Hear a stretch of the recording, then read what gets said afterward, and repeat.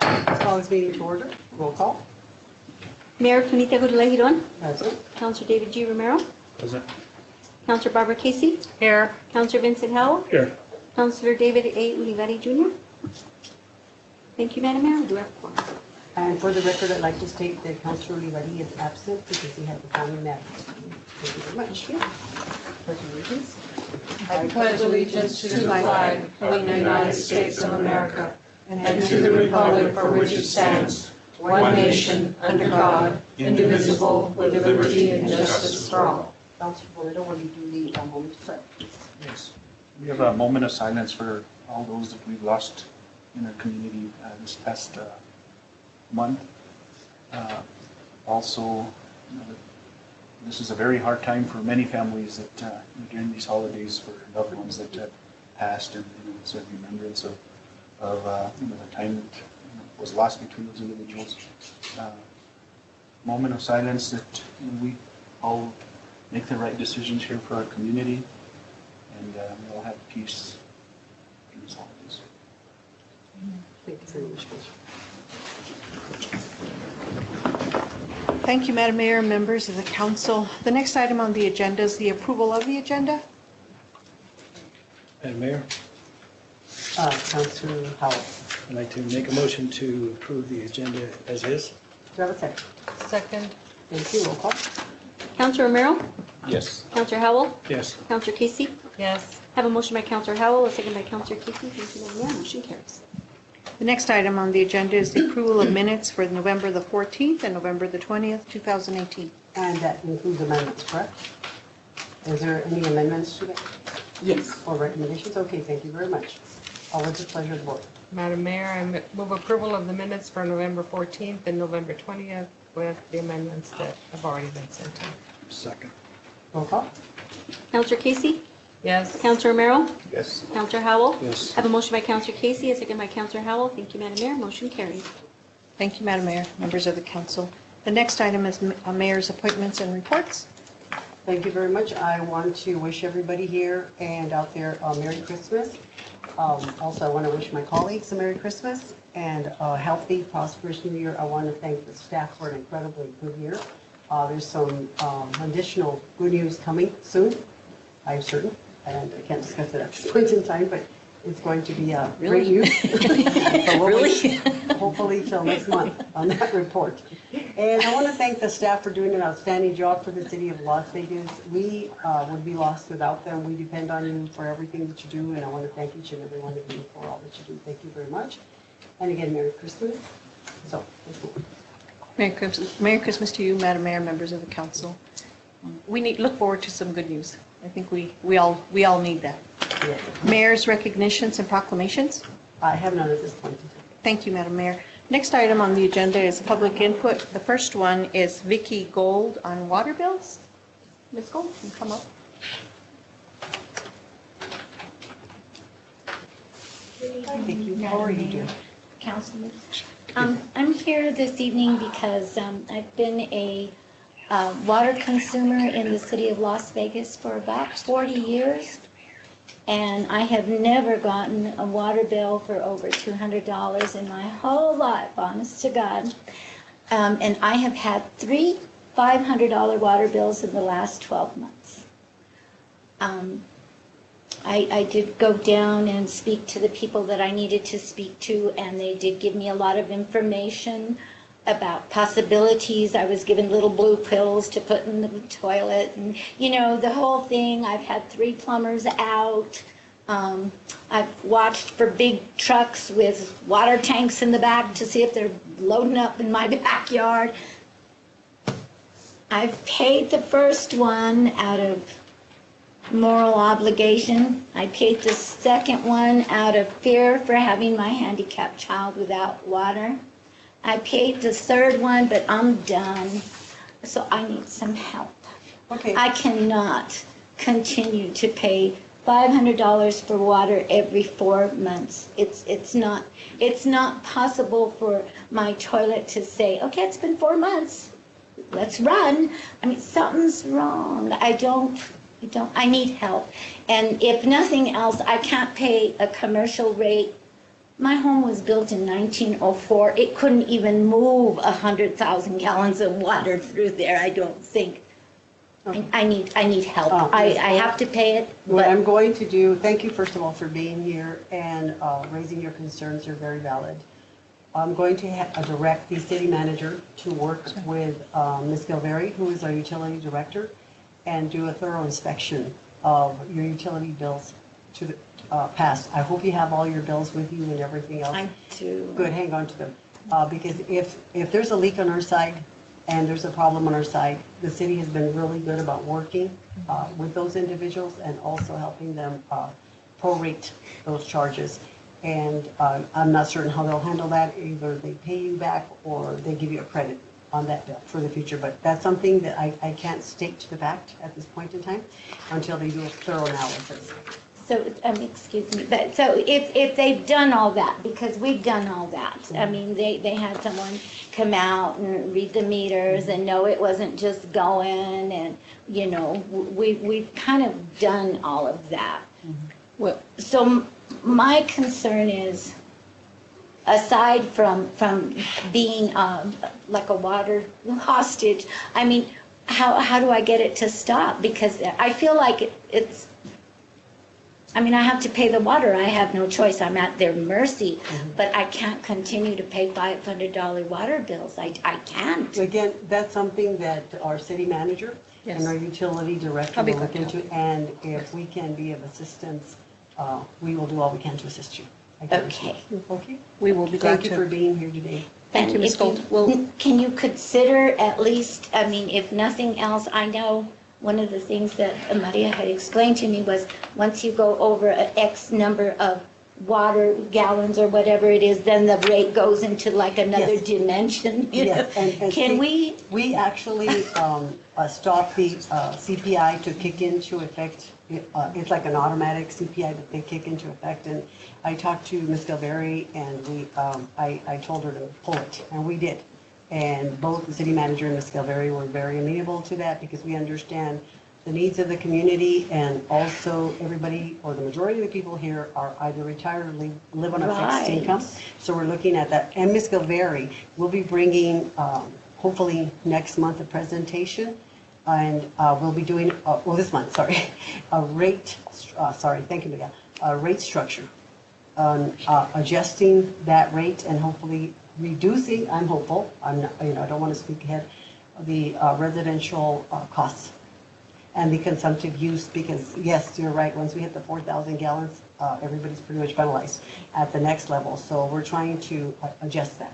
We're going to start looking at that. and if very it closely. is a leak, then, I mean, it's not like a willful intentional Well, that's misuse something of that we water. can you look know, at, just- but even at that, Maria and Anne Marie will look into that very, very carefully for you. Okay, And that's a fair request. okay. Merry Thank you. Christmas. Thank you. And God bless. Thank you. Bye-bye. We'll get a hold of you. Okay, thank you. The next person on the agenda is Mr. Marshall Poole on animal control. Mr. Poole? Good evening, Mr. Paul. How are you? Deputy Mayor and councilors. Leave Just bringing news from last month's activities from the shelter. For November, we took in 115 animals. That's nearly 4 animals a day. That was 91 dogs, and that included 32 puppies, 22 cats, including a couple of kittens. The kitten season's finally over, thankfully. Average daily population of dogs is 60 for last month. We have 32 kennels, so we're doubling up. We have to double up on almost everyone. 84 of those dogs, that is 92%, came in completely unidentified. We have no idea whose they were. 88 of them came in, that's 96% of them came in with no evidence of rabies vaccine. And so those 2 items plus spay and neuter are priorities, and have been and will be for this next year.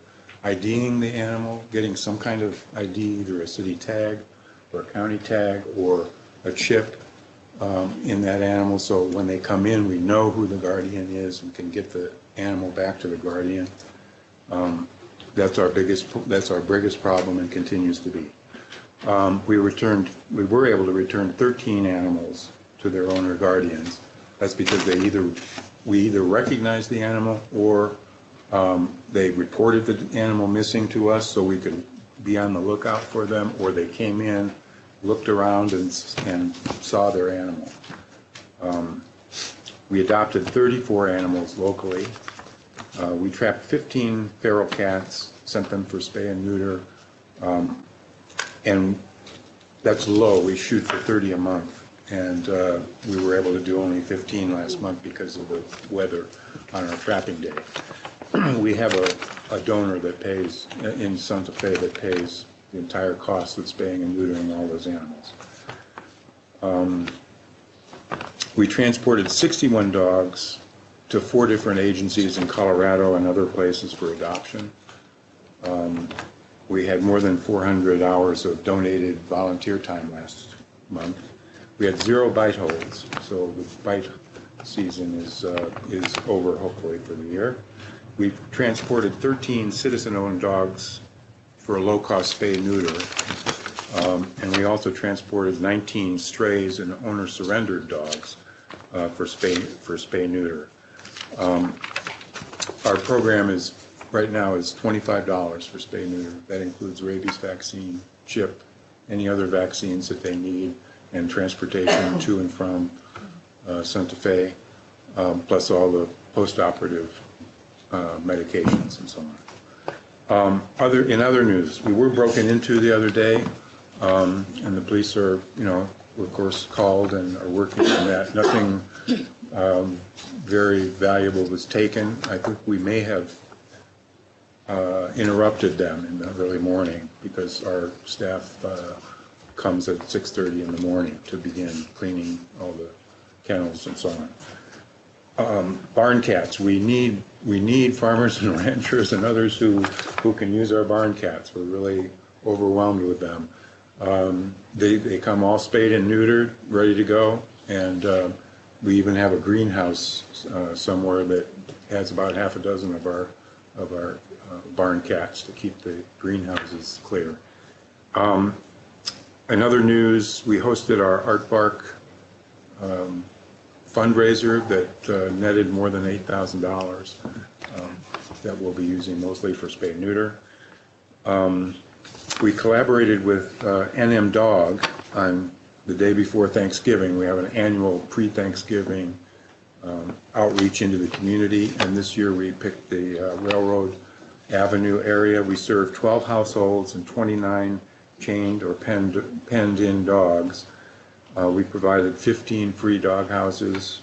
We provided bales and bales of straw for either houses that were already there or these new houses we distributed.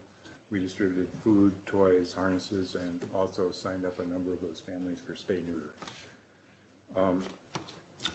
Also, we were notified just this last week that we're receiving a $1,500 grant from the new Las Vegas, New Mexico Community Foundation. And that's going to be for spay-neuter gas, to help run back and forth to Santa Fe to get spay-neuter. We also had a $10,000 grant that was just renewed from a private foundation for spay-neuter, and that will be used to reduce the cost of the spay-neuters. We pay about $90 for a spay-neuter at the Santa Fe Shelter Clinic. Half of that is paid for by a private donor, and then the other portion, except we're asking $25 from the citizen for the spay-neuter and the chip and the rabies vaccine, and we can waive that if they have trouble paying that. So all of those grants together are focused on this spay-neuter need that we have in the community. We also got donated 2,000 pounds of free food, pet food, both cat and dog food, from NM Dog in Albuquerque. We had transported up here, and we have that in our storage area, which is rodent-proof, thankfully. So that's my report. Basically, this next year we're going to be focused on identifying animals, getting them tagged, getting the chips in them. The only animals that came in identified this month were animals that we had put a chip in because the citizen took advantage of our spay and neuter program and the chip. So thank you for your attention. Thank you very much, Mr. Thank you, Mr. Fu. The third person is Mr. Sanchez on concerns. Mr. Sanchez? Yes, sir. Lalo? Yeah. Mr. Sanchez, I didn't know if there You was signed any other up. one. You signed Good up. evening, everyone. I'm here more or less to discuss just two different items, and my first one is directed to the city manager. I recently joined the Senior Citizen Center. I joined that gang over there, and they're very hostile. Anyway, that's beside the point. The senior center needs a lot of attention. It is really in dire need of attention. It can't be handled with a Band-Aid anymore. That place is falling apart in a lot of ways. It has floods, the lights go out, air conditioner and the heater works sometimes they don't. It heats up some rooms and some rooms they don't, so a lot of the senior citizens are kind of, I would say, I don't know if the word would be weak, you know, they can catch pneumonia or whatever it is when it's hot in one room and cold in the other or whatever. And anyway, it needs a lot of attention. It needs a lot of attention. We've had blackouts, we've had floods. They threw me out the other day on account that there was a flood. I wasn't able to have breakfast or lunch, so I lost about 10 pounds in that one day right there. So I don't know, it was just ridiculous. But anyway, that place needs a lot of attention. The sidewalk, there's a sidewalk to where the roots of a tree came up and kind of lifted the sidewalk, and it's unlevel.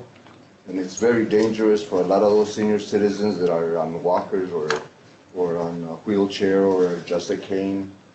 And they might not see that unlevel sidewalk, and it's very dangerous for them. And I think that place needs a lot of attention. I'm serious. And it would really be nice if you all more or less paid attention to it or did something about it. It would be great if once I turned into a senior citizen, it would be nice to have a nice place to where it's new, remodeled, brand new, with everything up to date as far as the thermostat is, I guess, from the caveman era. I don't know, because it works in very funny ways. And it would be nice if everything would be functioning properly and correctly for other seniors that are going to be entering or the ones that are there. And it would be nice if you all really paid attention to it. I would appreciate it, and I know that the other seniors would appreciate it too. The other item is that I noticed that you all haven't had or elected or appointed yet a permanent city manager or a permanent city clerk. I've been hassling with city council since Henry Sanchez was the mayor, and that's been close to 15 years, I guess, in the making.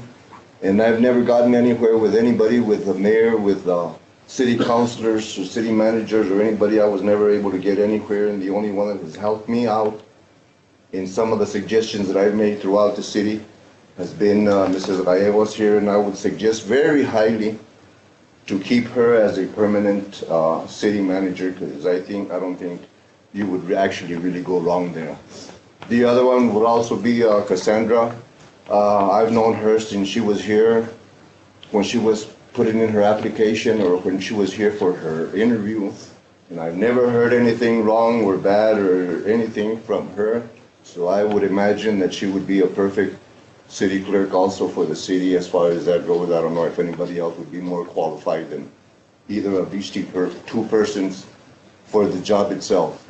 And I thank you for your time. Thank you very much. Thank you, Mr. Sanchez, and we will look into the issues at Senior Center and see how we can improve some of those issues that we've got. Thank you. That concludes public input. Madam Mayor, members of the council. The next item is presentations, and we have Mr. Scott Verhines from Stantec on the utility rate analysis. Thank you very much. Good evening.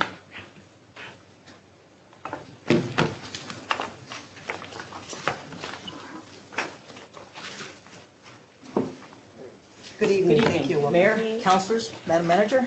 I have with me Scott Verhines and Lauren Haug and Nebo Romero from Stantec, formerly Oakham. We've been working with this firm for several years in many of our projects throughout utilities. and they're here today to give you a presentation on a rate study analysis proposal. And as soon as I can get the Panasonic to work quicker, we will have it ready to go. Thank you very much. Good evening, Mayor, Council. Good evening. Thanks for letting us join you tonight. Thank you for Very being here. festive in this holiday season. Any excuse to come to Las Vegas is a good one, as far as we're concerned. So good to see all of you tonight. We're going to tag team you a little bit, and we'll do our best to try to hustle through this in 10 minutes or so and give you a little time to ask questions if you have any. I think Lauren's going to start. So. Yes. Good evening. Thanks for having us. This is our presentation on the utility rate analysis. So we have 4 goals here. We are going to tell you a little bit about who we are. We're going to give you some background on why communities choose to do a rate analysis. We're going to describe the process that Stantec has for utility rate analysis. And then we're going to tell you how we're going to tailor our process to Las Vegas and have community involvement. So a little bit about who we are. So our team of New Mexico professionals was previously OEI. We've recently merged with Stantec. And this has allowed us to tap into a lot of really new and cool tools and a bank of knowledge that really we think would serve your community. Our new connections include experts in management, utility, financial analysis, as well as other supportive services. In addition to the experience that we have here on the slide, we'd really like to highlight that we've done rate analysis for Albuquerque, Las Cruces, Rio Rancho, as well as Artesia. So our team of experts understands each community is unique. Like I said, we've recently merged, and our New Mexico-based team is now joined by some incredibly experienced individuals. Andy Burnham, here on the list, is on our team for Las Vegas, and Carol Molesky has been working with Albuquerque Utilities for a number of years. So they also have some New Mexico experience. Going into some of the background about why some communities choose to do a rate analysis, we understand that Las Vegas, water and utility rates were recently modified. However, rate models are the product of a really complex set of considerations. So we must be able to balance providing adequate care and service to customers while also maintaining bills reasonable, as we heard previously. And at the same time, we have to be able to account for infrastructure updates and maintenance. So we always want to keep this balance in mind, which is why this figure here, if you want to do conservation of water and other resources while having economic development, and you also want to have revenue for infrastructure update, but you want to be able to maintain affordability for your customers. All of these things work in conjunction and are constantly being balanced to bring it to that perfect center. So we would like to go through an example of something we see in other communities. In a sustainable model, the revenue matches the cost to serve. Sometimes the cost to serve is greater than the revenue, and that's something we can see here, for example, in the commercial bar, this middle one. And sometimes the opposite is true, like in the multifamily example here, where they're equal. By designing with the most vulnerable residents in mind, we are able to ensure that pricing is fair, quality is maintained, and the revenues meet the cost to serve. This here is another example from another community. We really want to be clear on one thing, and that's that a rate analysis does not necessarily mean that there will be rate increases. In many cases, like we see in this pie chart from an example community, average water users will actually see a decrease in their bills, while it shifts the burden to the biggest water users that often make up the smallest part of the customer base. And so we really want to emphasize that the rates may change based on our recommendation, but that does not necessarily mean that they will increase. Thank you, Lauren. was thinking about Mr. Sanchez a minute ago, and, you know, when he becomes a senior citizen, I'm probably going to be right there with him. We've been fortunate to be working in New Mexico for New Mexico Communities about 42 years this year, and on this kind of effort. And if we've learned nothing else, we've learned that every community is unique, right? Particularly with regard to their utilities and their structure. The environment's different, the demographics are different, where the water comes from is unique to every community, and there's not one model that's a cookie cutter stamp that you can do. Every one of these needs to be tailored to the community and what your needs are. And so we want to talk a little bit about that. So we've been asked to look at kind of a broad range of rates for you, and they include these on the wall over here, your water, wastewater, your effluent, your wastewater effluent, how that's being used today, solid waste, and you also provide raw water to other customers as well. So what we want to talk about is how we go about trying to get our arms around all of this. You've heard this before, I'm sure, in other presentations, but the strategy that we propose to use is a well-accepted and well-adopted model. It is the recommended model by the American Water Works Association. It's a nationally adopted approach, but at the end, it is tailored to your community. So the process is widely accepted and adopted. How we get there for your community, we will talk about here in just a second. So first one. So the first part is revenue requirements. What does it take for you to operate, maintain, replace your infrastructure, rehabilitate it along the way, and also provide some funds for capital improvements that might be new infrastructure that you need to deal with, the things that every community has to address, right? That's the first part, revenue, getting our arms around what your revenue requirements are. The second part is then what is the cost of service for the different categories of users within your community? You have residential users, as Lauren showed, you have multifamily, you know, think about a multifamily, an apartment complex as an example. It doesn't have some of the other things that a normal residence would have. It doesn't have yards necessarily or things like that. So what is the cost to deliver and serve that element of your community? And it's very different, and it's different. Again, we talked about demographics. How many multifamily residences do you have? How many traditional residences do you have? What's your commercial makeup? What's your industrial makeup? We'll have to look at all of that. And then, so that's the cost allocation component. And then the rate design is really what is tailored to your community. How do you take your customer base, what it takes to serve them, what revenue requirements that you have, and tailor a rate structure that best fits your community. And I'd ask you to always look at a rate analysis as being a work in progress. All right? It's a journey, not a destination. It always needs to be looked at because those things are changing all the time. And I think the reason you're doing this or considering doing it is because you're seeing within your community maybe some places where it's imbalanced. And we want to look at that, right? We want to look at that and try to make it fit well here. And then the last piece is the communication. And Lauren, I think, talked about it a little bit, but every community is unique as well here. We worked in Artesia here recently on their rate model. What we found is we did not have a lot of public involvement in Artesia. We had some, but we didn't have a lot. We work in other communities where this is a really important thing. Water is a very personal thing, right? You think about it.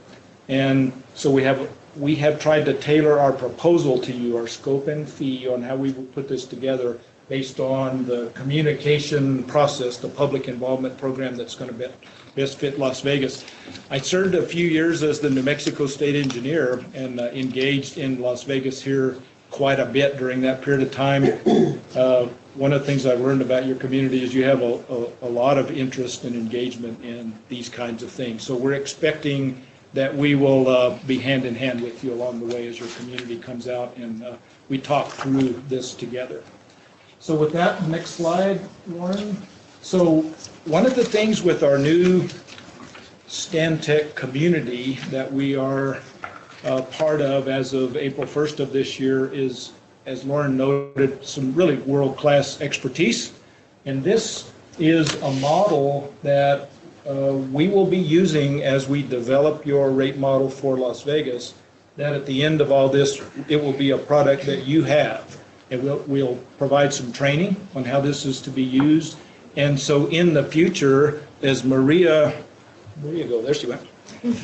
As Maria and her staff, as things change over time, then you would be able to look at this on your own.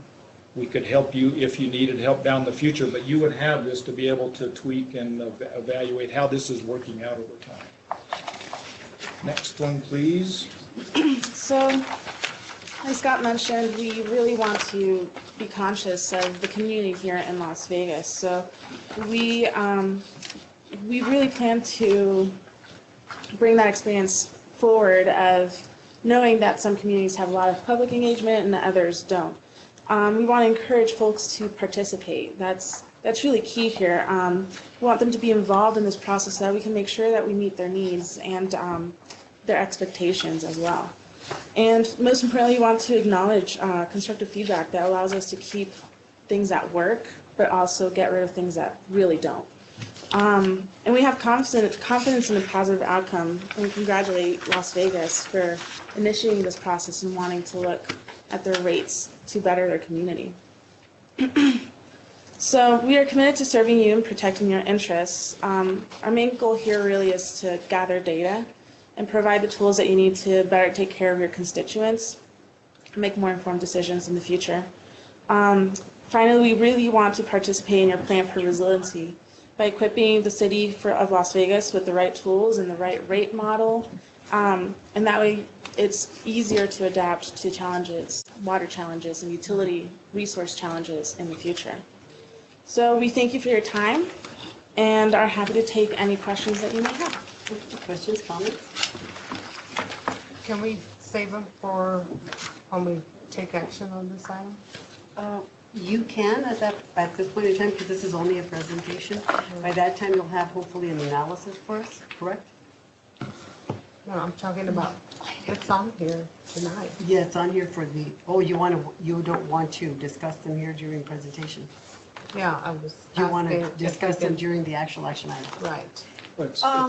It's an action item to allow them to move forward, Right, Exactly. yeah. but not give us an analysis yet. Yeah, not yet, exactly. So did you, what is the pleasure of the board? Did you want to Well, wait till the actual action item, or did I you would want to? prefer until we get to the action item Yes, myself. that we can okay? ask that question. Okay. Hang in there. Thank you. Okay, thank you very much. Thank you. I guess I should tell you guys why I'm here. I'm Neva Romero, and I'm your client manager. So my job with Stantec is to make sure that my clients get the best service and to help you guys find funding for projects like earlier I talked to Maria and the city manager. She talked to the city manager that there's going to be some funding available for maybe for your comp plan. So we kind of need to start planning on doing an application if you guys are still interested in doing that and moving forward with that. And we're here to serve you. So whatever you all need, or if you have more questions, feel free to call us. Thank you. Thank you. Thank you, thank you. The next item is the city manager's report, and I have nothing to report about What this I'd like evening. for you to do at this point in Yes, time, ma'am. Ms. Gallegos, is Councilor Romero has raised a couple of questions, and what he's asking for is an actual, in an open discussion, an update of the positions. We're talking specific. Could you be more specific as to which ones? Basically, all positions that would entail you bringing before to the council. We Appointed have the public positions. works, community development, finance manager, that the city manager, according to the rules of procedure and the, that you would bring before us. It's been, some of these positions have been interim quite a while. And I think, it's been about a year. And just, we want to see where, as a council, where you're at. And I think that it's a point that, put them up to a vote and see what happens. I think interim isn't fair. I think our staff need, the staff need to know, get away with that interim title and, be either the director or we move on or whatever. I agree, Madam Mayor, members of the council, Mr. Romero. We have been here for a year, and we have some interim positions, and we have the interim housing director position, we have the public facilities director position, we have the interim finance director and the interim community development director. And I tend to look at those positions, I tend to look at them very carefully to see if they fit, if people are able to meet the challenges, because a directorship is a very difficult position. It's difficult for everyone. And so I'm delighted that we have been able to find a city attorney, and I think that was a priority. And also, we also had a challenge with our police chief. And I apologize for the deputy not being here, but I failed to remind him, and so maybe I need to do a little bit more of that. But I'm delighted that we were able to fill those two positions, because those are critical positions. In my opinion, those are positions that we need to have filled. The director positions, I agree, and I will probably be ready. I can bring some recommendations to you and possibly in January. I don't want to do anything now in December. But I thank you, because interim positions, a lot of people don't tend to take interim positions seriously, and the interim positions that we have with interim people have worked very hard and very diligently for the city of Las Vegas, and we are very lucky. We had a very successful events that have come from interim positions. And I can't speak enough about some of the directors who have stepped up to the plate. And so I would like to, if we're ready, since we've filled two critical positions, I would be more than glad to bring some recommendations to mayor and council. And Madam And I thank you for that. Madam Mayor, the reason I bring this up is I think we're at a point where we're starting to move forward, honestly. Yes. And there's still, I know you still have the clerk and these other interims that we have, but I think it's time, and I wasn't expecting nothing, I just wanted an update today. Yes, and that's right. Is because I think we're starting a new year, and I think we need to move forward. We can't continue that's hanging over us, whether we admit it or not. It is. Those interims, the clerk position, as Mr. Sanchez had mentioned, that's sort of a cloud that we still have that we need to overcome. And that's what I was asking for tonight. And I know Madam Mayor had mentioned that we really can't get involved with those, but that wasn't never my intention. My intention was to get an update from you. And as you do, I still wanted the executive session just to bring up some stuff that within those, just so you're aware, we're aware of, and that we're here in the community, and I can't just mention some here, but. And I agree with you, Madam Mayor, members of the council, Mr. Romero. I think that we're starting a new year. We have a very strong team, because even those interim positions have come across with great success for us, and they care about Las Vegas, they care about our community, they care about their fellow employees. And I really have to hand it out to the directors, because when we come to a meeting and we come together, we always have these people helping each other out. I mean, from needing a light pole to something, to a tree. That's the kind of joint efforts that we have from these people, and there's no bounds. They help each other out, and I always let them know that we're together, we have a group, and we have something to put together, and let the elected officials do that you have a job, and you have a hard job to do. I agree that you people have some hard decisions to make, but possibly we can make them easier for you if we can find those right people to put in place. And so with that, I will look at them and hopefully bring you some recommendations at our next January meeting. Thank you, Councilor Hall. Thank you, Madam Mayor. Ms. Gallegos, Can an interim city manager appoint an interim director to be a regular director? I think, turn that over to our legal. There isn't anything in our charter to prevent that. There's nothing that prohibits it No. at all. Because then we could have done this a long time ago, right? I mean, Well, we were having a hard time getting two positions appointed, so. because I know that some of your directors have already, the interim directors have really been working hard, Yes. and that's why I was wondering. I agree, but it takes time. It takes time to build those relationships. And I think the relationships are very, very important to build both with our council, our mayor, our councilors, and then within ourselves. And they have done an outstanding job. I can't say enough about them. Exactly. Another reason why I asked is if, for example, we have a new city manager, and the interim Yes. city manager has appointed a interim director to get promoted.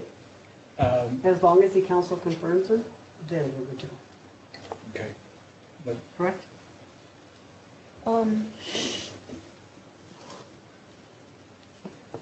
If you can restate that, Counselor? Okay, if we get a new city manager, and the new city manager says that, why did you promote these interims to regular directors while you were an interim? I mean, wouldn't that be just like encumbering the new administration with funds that were promoted or were approved by the old administration? I don't, Counselor, I don't believe so. I don't think it would be, No, and I there's think it would nothing be an that act for an interim city manager that can make that selection. Okay, I just wanted to make sure that, clarification in my mind that this there's could not happen. any future encumbrances, because those monies are already there, correct? They're there and the positions are there, they're available. And I think that's why I have been so careful, because those positions, whether you have a new city manager or not, they need to be able to work, and they need to be able to work together as a group. And I think that's most important. And so they need to be able to know their positions that they've undertaken. And so I do feel that if I bring you a director that you may confirm that person is in fact ready for the position. Mhm. And the new city manager can say to the newly promoted director that you're no longer a director. Well, they can come back, and mayor and council have to approve the. Yeah. Right, okay. Yeah. Okay. But I think what he's talking about, though, is a violation of the Bateman Act, where you have an administration tied into future contracts and future successors. That's not the case. We're still in operation. So we should be fine. There's no violation of the Bateman Act on it. Councilor Casey. Thank you. Just for our new city attorney, because I know that she has so many things that she's had to learn in a really fast time. I wouldn't want to be in her position, but I admire her for taking it on. We have, although there are some issues that are not addressed in the city charter, they are addressed in the governing rules of procedure and in ordinance. And I believe that the governing rules of procedure and ordinance do state that a person who is appointed as an interim director must be approved by the council. And we've not had that occur with the appointments that we've had for some of the interim positions. And so if you could maybe find that and take a look at it and advise us later on so that we have a better understanding, because I believe that what I read states that interim positions must be approved by the council, especially if they are, if the person that is appointed receives a raise in pay. That has to be approved by the council also. Councilor Casey, members of the council, I'll look at that issue and have a response for you at the next council. Councilor Casey, if you recall, correct me if I'm wrong, Ms. Gagos, the council did approve all the interim positions. If I'm correct, I brought them to the council, and those positions were approved as interim positions by the council. Am I correct?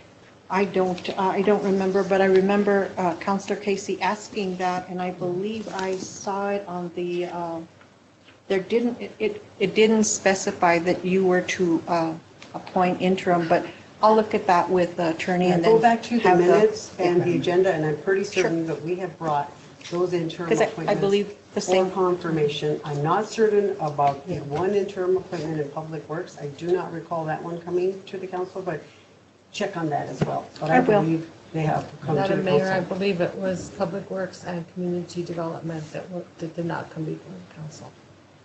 I think community development did. I'm not certain, but check it anyway. we'll check and then come back and have an explanation I'm not for going to you. argue that at this point because I believe maybe Public Works did, but I don't recall. I know, just, Madam Mayor, Of course. if I remember correctly, I know when we approved all the employees, if you recall, Yes, during the reorganization. yeah, I specifically asked that to include interim, and at that point it wasn't, so I don't know if that's maybe what you thought. No, actually, we brought them in a meeting and that was the finance director and another one. But have her check. I don't want to argue at this point in time because I don't have a fax Yeah. for me. And so it's a moot point at this point in time. Let's get the facts and then. Yeah, it's just, Exactly. you know, I think, you know, it's been long enough, and I think, you know, you should be able to know who you want, and at that point, you put them up for a Exactly. vote. And We're on the corner. Let's move on. And I believe that I can appoint as acting, but I will get back, I'll get back to you and make sure that the attorney and I confirm it. And if I can, let me ask you this. Yes, sir. And I'm sort of touchy. Contractual wise, are we going month to month, or how are we working that? Yes, part out? after the 6-month period, then it goes into a month to month. It goes on a month to month, but you, So are you renewing that monthly, or how? No, it's just automatically then. it's And there's automatic nothing in the renewal. charter that prohibits that either. We checked that already. Personnel ordinance also states that it's 6 month. And I think that's where I've seen in the personnel then- ordinance where it says something about Yes. 6 months and. Yes, sir. You can extend it. And then we can extend it on a month-to-month basis. And so if it wasn't going to be extended, I would, of course, come back to mayor and council with a different So recommendation. with that month to month, let me ask this, with that month to month, was that month to month, let's say we had approved them? Or I don't know, I could almost, bet maybe I wasn't sure, but maybe that was prior to me, but if it was the month, you know, after the 6 months, then the month to month, would that month to month be to the council or the manager? It's I believe it's at the discretion of the city manager. Exactly. And those positions fall directly into this. Okay. And I just, you know, I'm not trying to, you know, start up anything, just, I think it's, Well, like it's I better said, to it's time to move clarify. on and it's time to. It's good to clarify it and then move on And and I move think, forward. like I said, you know, once we get this cloud of, you know. And out thank of our way you, and but we'll be thank able you to- all for making those appointments because those are important and then now we need to move on. And if you're ready, then we should also be ready as well. Councilor? Thank you, Mayor. I don't mean to beleaguer this discussion, but the reason why I asked the question, my question was when the Chief Lopez was the interim chief, he was telling me that he's not able to really promote anybody within the police department because he's interim. And that's why I was asking the question about the city manager doing with the directors. That was the reason why. So, But there's nothing that prohibits him from promoting. so he could have promoted. Absolutely. Absolutely. And that's consistent. And I think he did bring in He did two bring in- interim commanders. Okay, thank you. Does that answer the question? I know you didn't plan to report. I'm glad you did and I'm glad I had my little note. Sorry about that one. Glad I had my little notes. We just openly discussed them. That's Thank all. you for the discussion because I think it was important to have. Absolutely. Thank you The next very much. item on the agenda is our finance report. We have Ms. Tana Vega, and she has a partner with her that she would probably like to introduce. Good evening, Madam Mayor, members of the council. Good I'd evening. like to introduce to you our new Deputy Finance Director, Dominic Chavez. Good He's evening. been with us. Mr. Chavez, he's and on welcome his- to the city of Las Vegas. Council? He's been with us now on his third week, and He's a go-getter. So would you like to present the revenue report? Revenue reports? That would be a little touchy there, I'm sorry. I apologize, I don't have the expertise that Tana does at the moment. I look forward to getting all the knowledge that I can squeeze out of her in the short amount of time that I'm going to be granted. And I hear you're doing a great job. Thank you. Would you like to present the revenue and expenditure Tana, report? go ahead, please. Oh, okay. Sorry. Thank you. My apologies. Thank you. I'm not going to cut you any slack. Next time. I'd like to present the revenue and expenditure reports for the general fund for, through the month ended November 30th, 2018. 42% of the year has the last 5 months of our fiscal year. And total revenues for the general fund collected on the cash basis, $4,258,074. Our, what's dropping our percentage down is the property taxes. Oh, as of this date, on Monday, we collected $416,000 for the month of, collected by San Miguel County Treasurer for the month of November and processed to us in December. And that will be reflected in our December revenue reports. The expenditures for the general fund, based on the cash basis, $4,352,468. Enterprise funds. Wastewater is, revenues are reflected on the accrual basis. These are actual billings going out to customers. Wastewater, $1,283,439. Natural gas is still down, $966,151. A reflection of a warm winter. Solid waste, $1,415,885. Water, $2,247,521. Total expenditures, $4,919,235. Expenditures are down there due to some of the vacancies that we've been dealing with. Recreation Center. Total revenues, including the general fund transfer coming in, $200,114. And total expenditures are at $232,688. I'll entertain any questions. Questions, comments? Councilor House. Thank you, Mayor. Ms. Vega, good evening. Good evening.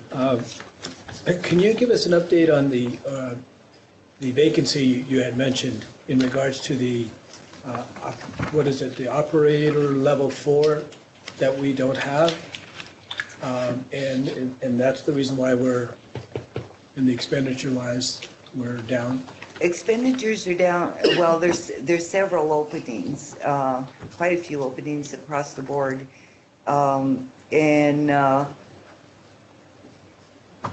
There are some employees that have their level 2s. And Maybe. I can May I- defer to Let's defer that to Ms. to Maria. Let's go right, yes. Mayor, Councilors. Thank you. Thank you for everything you've done. Appreciate it. The water plant currently has 4 vacancies. All of my divisions have numerous vacancies. Maximum staff for me would be closer to 100 plus employees. I had my staff do a count today. I have 61 employees. So across the board, I am down by approximately 30 employees, and that impacts all of my enterprise funds. Currently with the water treatment plant, we have hired on a consultant to be able to hold that level 4 position to meet state requirements. So we are within requirements. We're currently looking at alternatives for trying to hire a permanent city employee to be able to do the job, but it does require level 4 certification, which takes a minimum of 4 to 6 years to get. We do have a few employees that have their level 2s and level 3s, but they are not anywhere close to getting the level 4s yet. So I have posted, and I will continue to look at those applications. Hopefully we will get an applicant with level 4. But councilors, this is an issue statewide and nationwide. Water operators are, they're aging out. The senior ones are retiring, and the junior ones are not wanting to take the responsibility and the stress and the headache that comes along with this critical task. So we are going to continue to move forward and try and get a permanent employee. At the same time, we do have Sawmiller under contract. We have the whole firm under contract, so I get a level 4 plus any of their other levels if we do need additional assistance to deal with the plant needs. At the same time, I'm working for an RFP for a long-term consultant solution, so that I'm attacking this from multiple directions. Permanent city employee, a longer-term consultant, and then currently we have a short-term consultant package. I see. Is the consultant's expense in this water fund? No, the consultant will actually come out of professional, well, it will come out of water, but it'll come out of professional services, and it's already been budgeted for. We've already covered it. I see. And Mr. Cole, is he still with us, or? No, sir. His last day was Friday, and he left Sunday morning for Virginia. And they arrived yesterday safely in Virginia, and he starts his job there in January. And he will be the equivalent of utilities director in a small town in Virginia. Good for him. And we miss him, and I tried to get him to stay, but Right. he needed to go for family reasons. Thank you. Thank you. Any other questions? Just Counselor. based on that, Maria, what's the cost? I know professional services, is that going to affect us? Professional services before going out for bid is what, 60,000? 80,000? It was 60,000 cap, and so I have encumbered him for $60,000 as we need him. And that's why I'm going out to RFP, so that I don't have that 60,000 cap. Now I can just continue to use him until I get a permanent employee. My goal is to get a permanent employee. It is much less costly for me and for the city. I do look at it as I'm responsible for these funds. But until that day, I need somebody, and this is the best alternative. How far out are you looking that 60,000 would last? The 60,000 will get me about 3 to 4 months. Hopefully enough time to hire somebody. I have the RFP sitting on my desk. I'm reviewing it. My staff will update it this week. I hope to have it presented to purchasing next week, so we can publish that in January. With a limited time frame, we are calling people, we're letting people know that we're looking for these long-term services. This is the only firm I know that has more than, I believe, 6 operators, staff, all with their level 4s or 3s and 4s, and some of them are dual, so they're water and wastewater. So I'm going to target the RFP to be able to assist us in both water and wastewater. So we're working aggressively to fill the needs that we have. However, it's also an emergency if we lose water once again, and so we are working on it diligently. And the critical emergency is it's a state retirement that I have a level 4. So that's we have a lot of have a lot of talented people in the city, but it would be a violation of state statute if I was to allow them to run that plant. So even though we do have some employees who are talented enough, I would be violating state statute by allowing them to make process changes. 4 is required. Thank you very much, Ms. Silveri. Thank you. Thank you. Thank you, Dominic. Thank you. Do you have a question? I'm sorry. Counselor Casey, could you please ask? I just wanted to welcome our new deputy finance person. Look forward to working with you. And Tana, I'm not going to cry, but I hate to see you go. I've known Tana since high school, and I have a great deal of we don't know if she's leaving. Yeah. I have a great deal of personal admiration for her, and I have told her that I wish that she would stay. Thank you. But if you go, I'll be crying at home and hoping that you would be back. Well, But, I've kind of pushed it back a little bit, so I'll be around for at least a couple more months. Oh, good. Or more, maybe. Yeah. It's been a tough year for that finance It's been department. a tough year, yes. Yeah, sure All has. around. A complete year. Yeah. And thank you for the opportunity that you've given me to serve in my community. Donna, you're awesome. Thank you, so are you. Thank you You can't so just much, leave all us, of you. Donna. Thank you so much. Thank you. Any other questions? Okay, okay. The next item is the consent agenda items. Madam Mayor, members of the council. What is the pleasure of the board? Madam Mayor, I Councilor move Casey. that we approve the consent agenda as presented and that the clerk read it into the record properly. Thank you, Madam Mayor. The consent agenda consists of two items. The first item is approval of out-of-state travel to Tulsa, Oklahoma, and that is for the police department. Item number 2 is the approval of resolution number 1849, disposition of obsolete, worn out, or unusable tangible personal property. Thank you, Madam Thank you very much. What is the pleasure of the board? Mayor. I need a second. Do I have a second? Second. Counselor Romero? Yes. Counselor Howell? Yes. Counselor Casey? Yes. I have a motion by Counselor Casey, a second by Counselor Howell. Thank you, Madam Mayor. Motion carries. Thank you very much. The next item is the business items. The first one is conduct a public hearing and approval, disapproval to adopt ordinance number 18-08, an ordinance granting a franchise to Comcast of Colorado, Florida, Michigan, New Mexico, Pennsylvania, and Washington LLC. We have Ms. Cassandra Vasquez. Okay, we need a motion to go into public hearing. Madam Mayor, I move that we go into public hearing. Do I have a second? Second. Thank you very much. Roll call. Counselor Romero? Yes. Counselor Howell? Yes. Counselor Casey? Yes. I have a motion by Counselor Casey, a second by Counselor Howell. Thank you, Madam Mayor. Motion carries. Thank you very much. Swearing in at this point in time. If there's anybody in the audience who would wish to speak on this issue, would you please stand and raise your right hand? I do have Aaron with Comcast, if you'll stand in case we I'm have available for questions. further questions. So raise your right hand, please. Repeat after me. I I, repeat your name. Aaron Mafaletta, Swear to tell the truth swear to tell the truth during my testimony to council tonight. during my testimony to council today. Thank you. Thank you very much.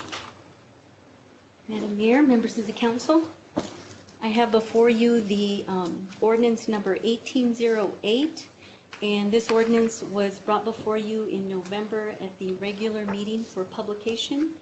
You approved it to be published, and I now bring the ordinance before you for adoption, and we'll go ahead and stand for it. Okay. Questions, comments? Could we see comments? Yes, that's, Testimony now? I would not advise you to provide testimony, but you can ask questions. Okay, I don't really have a question, but I know I brought it up at the last meeting where I was able to get in contact with this local superintendents from the two schools, and I know in the contract it mentions about having access or a line of service to the schools and to the library and to the rec center. One school only has one building with it. So who would they contact, or do I give you the contact information to ensure that those? Okay. I give you my card. Okay. That's all I had. And then I just wanted to make sure that, the municipal buildings, whichever ones were agreed upon to have, that we do have that service. Absolutely. Okay. Questions? Councilor Howell. Thank you, Madam Mayor. Ms. Gallegos or Ms. Cassandra, refresh my memory in regards to the use of the equipment that Highlands had to videotape our council meetings Yes, through Councilor. Comcast. So the equipment that, once we approve the adoption of the ordinance, they'll go ahead and turn over that piece of equipment to us, the city, and we'll be able to utilize that. And our IT people will do what they need to do to set that up and get that going. Okay, all right, good. Thank you. Any other questions, comments? Okay. I need a motion to accept the record offer and close public hearing. Madam Mayor, I move that we accept the record proper and close public hearing. Do I have a second? Roll call. Counselor Romero? Yes. Counselor Casey? Yes. Counselor Howell? Yes. I have a motion by Counselor Casey, a second by Counselor Howell. Thank you, Madam Mayor. Motion carries. Thank you very much. I need a motion to reconvene into regular session. I move that we reconvene into regular session. Do I have a second? Second. Roll call. Counselor Romero? Yes. Counselor Howell? Yes. Counselor Casey? Yes. I have a motion by Counselor Casey, a second by Counselor Howell. Thank you, Madam Mayor. Motion carries. We are in regular session. What is the pleasure of the board? Madam Mayor, Counselor I'd Howell. like to make a motion to approve ordinance 18-08. Second. Could you read the entire thing, Counselor Howell, please? Into the record. The public, let's see, I can have the last, the clerk read it. Okay. that's fine. Thank you, Madam Mayor. The business item is to approve to adopt ordinance number 18-08, an ordinance granting a franchise to Comcast of Colorado, Florida, Michigan, New Mexico, Pennsylvania, Washington, LLC. We have a motion. I believe we have a second, correct? Counselor Casey? Yes. Counselor Romero? Yes. Counselor Howell? Yes. Have a motion by Counselor Howell, a second by Counselor Casey. Thank you, Madam Mayor. Motion carries. Thank you very much. Thank you, Mayor and Council. Thank you. The next item on the agenda is approval, disapproval of the task order with Stantec Engineers. Ms. Maria Aguilera. Good evening, Mayor, Councilors, Madam Manager. Mr. Rivera. I'm here today to request approval on a task order from Stantec Engineers to be able to perform a utility rate study that will cover water, wastewater, sanitary, and raw water utilities for the city of Las Vegas. And I appreciate Ms. Gold coming up today, as well as Mr. Sanchez. In the past, we've had a concern with his water bill getting very high, and it's because of the tiered structure. And that's one of the things that the engineers are going to be looking at, is what is the impact with our current rate structure, and how can that be improved or modified to be able to still meet the city's needs without impacting our low income as much as it does. In addition, once this project is packaged, there will be a report made back to the council. And at that point, the council will be able to approve or disapprove on any potential rate structure or rate changes. This does not make any rate changes in and of itself. It will be presented back to council for a future decision, which can at that point be taken piecemeal or can be taken as whole based on the recommendation from the engineers and the desire of the council. Well, that's mainly what I have to say, but Mr. Verhines is here to answer any questions if you have questions. Questions, comments? Counselor Casey. Thank you. I guess I need a little bit of clarification. I'm sorry, I can't tell you what page I read it on because the pages aren't numbered. So it says that we already have a professional service contract that already exists, and the contract number is 3339-17. Yes, Councilors, we already have a contract with Stantec for services, including these type of services. So we already have a contract, and we're able to do task orders under that contract. And I know I presented to you in the past, the council in the past, about RFPs. So we do proposals, we get engineers under contract, then we can bring back task orders specific to the services requested for council's approval. And in this case, we already have a contract, now we're bringing the task order back for Okay, to you and so for the approval. task order is going to be charged as time and materials? Is that A what portion of it is time and materials, and a portion of it is lump sum. The portion, I believe it's about 160,000, is already known what the engineer is going to be doing. So that's a lump sum. They know what they're going to And then the rest need to will be perform. The time and materials is they intend on meeting with the customers, with the clients, with the community, and we don't know how in depth that's going to get. And we want to be as interactive with the customers and the residents as we can. So that has to be a time and materials portion of the contract. So we already have this money? It's already been budgeted for, Right. yes. Okay. As a matter of fact, each enterprise fund will pay a portion of it because this doesn't impact multiple enterprise funds. Okay. And I had a question on, there was a statement, and I wrote it down exactly as it is written. It says, "We will evaluate historical rainfall patterns, and to the extent that the test year upon which our revenue projections are based reflects abnormal rainfall, we will normalize our projections based on normal rainfall." How do you normalize that projection?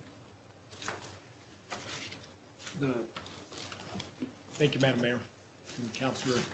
We would have to go back and look at additional rainfall records over a longer period of time in order to try and, as we probably all recognize right now, our rainfall patterns seem to be swinging pretty wildly these days, and it's something that we would have to go try to take a broader range of rainfall records and bring them to a number that we could confirm with you. So that's the best information we have. In New Mexico right now, we have roughly 120 years of rainfall records. We'll do our best with what's available to us. Okay, that's what my concern was, because we have had such erratic rainfall over the last 10 years or so that it's difficult to, figure out what's really going on. Okay, and then I wrote myself a note that said, see attachment D. And that was on the labor rates by category and reimbursable expenses. Under the reimbursable expenses, just out of curiosity, like for meals, 110% of the cost, hotel 110%, car rental 110%. Why 110% and not just 100%? Recently, over the last few years, we've been finding many of our consultants, this is consistent across the board, a 10% markup on everything, including mails, materials, copying and printing, and it's becoming a common practice. Just a flat 10% markup on everything. That's my presumption, if you have a different input. So, Madam Mayor, Councilor, that's correct. We, often these are put on a credit card for which we're carrying those costs for a while, that then we get reimbursed for you after a period of time, and the administrative costs of having staff to address all that. We end up finding if we charge simply at cost, we end up bearing some of those costs ourselves. Okay, that makes sense. Thank you, that's all. Any other questions? Thank you, Madam Mayor. Mr. Vorhines, right? Vorhines, right. Very Yes. good. Close enough. Thank you. In your presentations, you had mentioned community involvement. Can you describe how that's going to be when you start this? Sure. So within the basic services, the lump sum portion of our proposal to you, we would have two presentations that are part of the lump sum. They would be to you. They would be a public meeting like could happen tonight. We would have the public come in. If, as I described, I think earlier in our presentation, some communities have a lot higher expectations for how many public meetings we're going to have. So what we did is we created a time and materials part of this contract. Then you get to decide, as we move our way through this, then you get to decide how much, and we'll be working with Ms. Gilberry on that. How many other meetings would we like to have? Do we need to have two more in different parts of town? How much interaction would you like to have with the public? That way we've got a way to cover those costs without having to come nickel and dime you for future costs. So we have two built in, and we have the opportunity to add to that as the need arises. Would these meetings be two-way meetings or just one, presentations to the public? Would the public be able to ask questions? Absolutely. Absolutely. That's the intent. That's the intent. They're public information engaged. We would engage with the public. What we would do, probably the best format that we have seen in the past is a workshop sort of format where we would have information around a room such as this. We would have staff that would be addressing certain elements.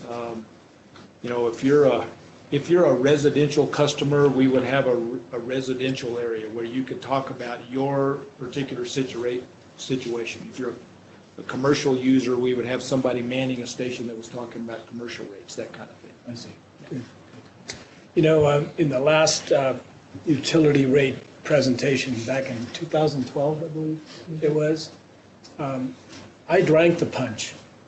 And I'm hoping that when you do your presentation, your punch will have a different recipe. And hopefully that recipe will be a good one for this community. And we are really pressured by our community to not raise rates, especially to all of us, actually.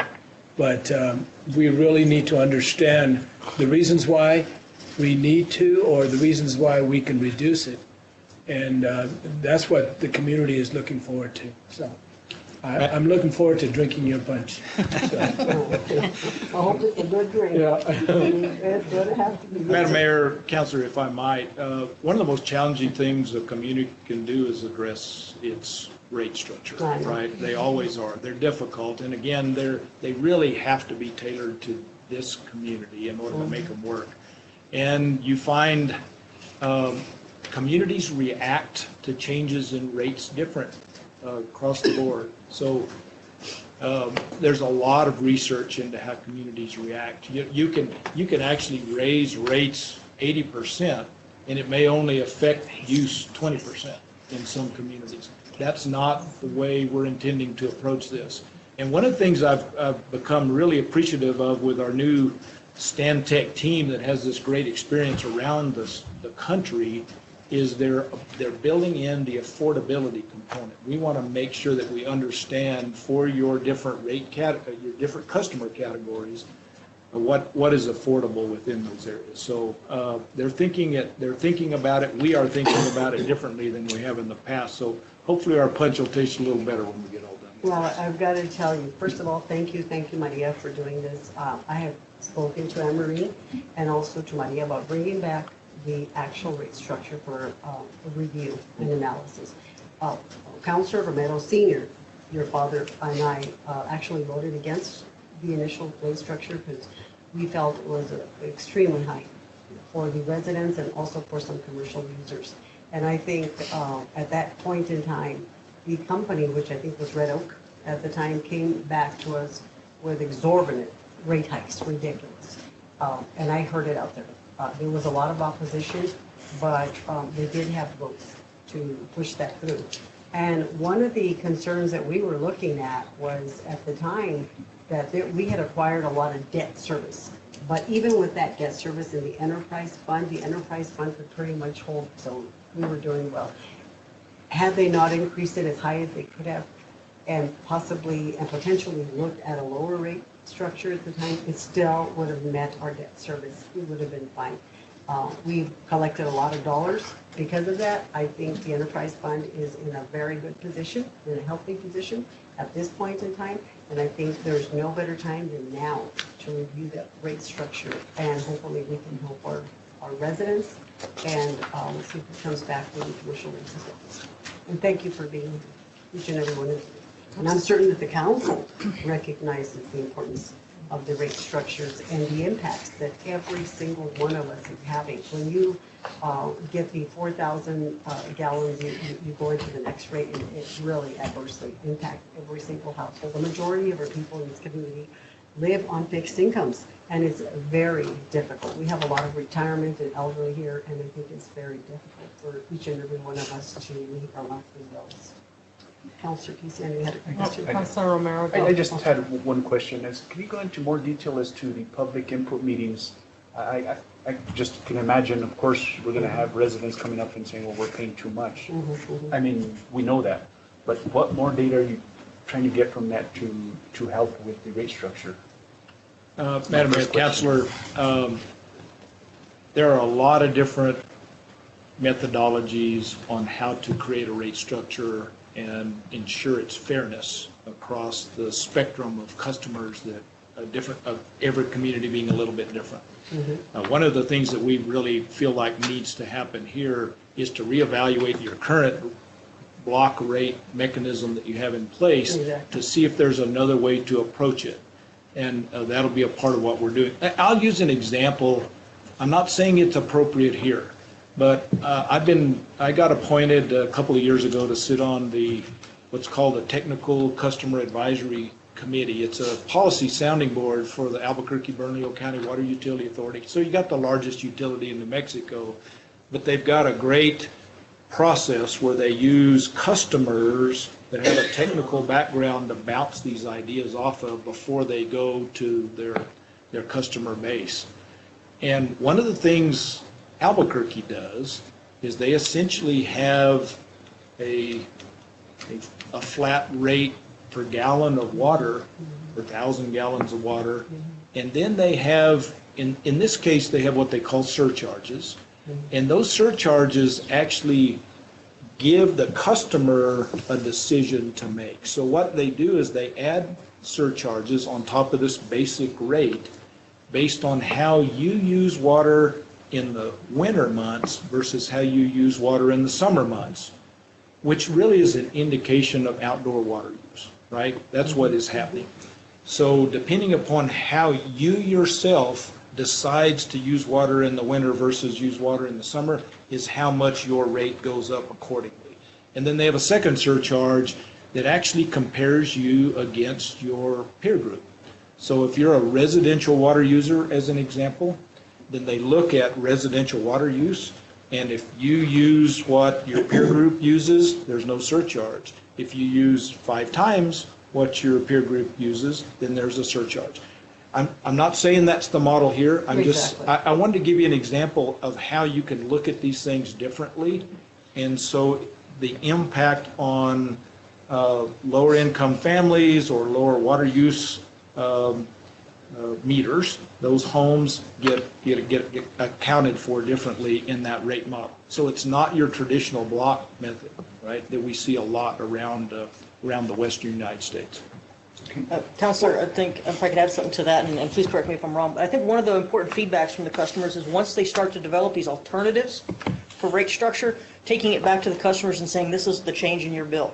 This is how it is today, and if we implemented this rate structure, this is how it would affect you as a business owner or you as a resident, or and so there's going to be feedback throughout the whole process, not just, of course I'm paying too much, but I thought it was a public input at the beginning of it, and it makes sense now. The public input would be throughout. Yeah, throughout.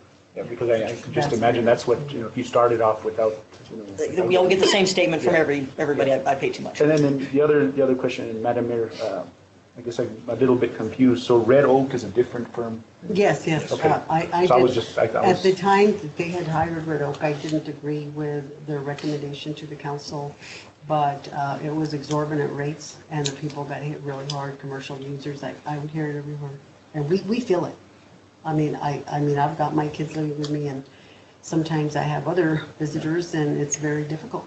It's very difficult. You live on a fixed income. I know, we all do, pretty much, so we have to. I just wanted to clarify, because I thought you guys have been around with us for a while, and, but. No, they haven't, they're not Red Oak. This is not Red Oak. And then the last portion was just, I want, as you're doing this, you're just gonna, we'll continue to make sure that the enterprise fund will stay healthy throughout these, no matter what rate structure that we.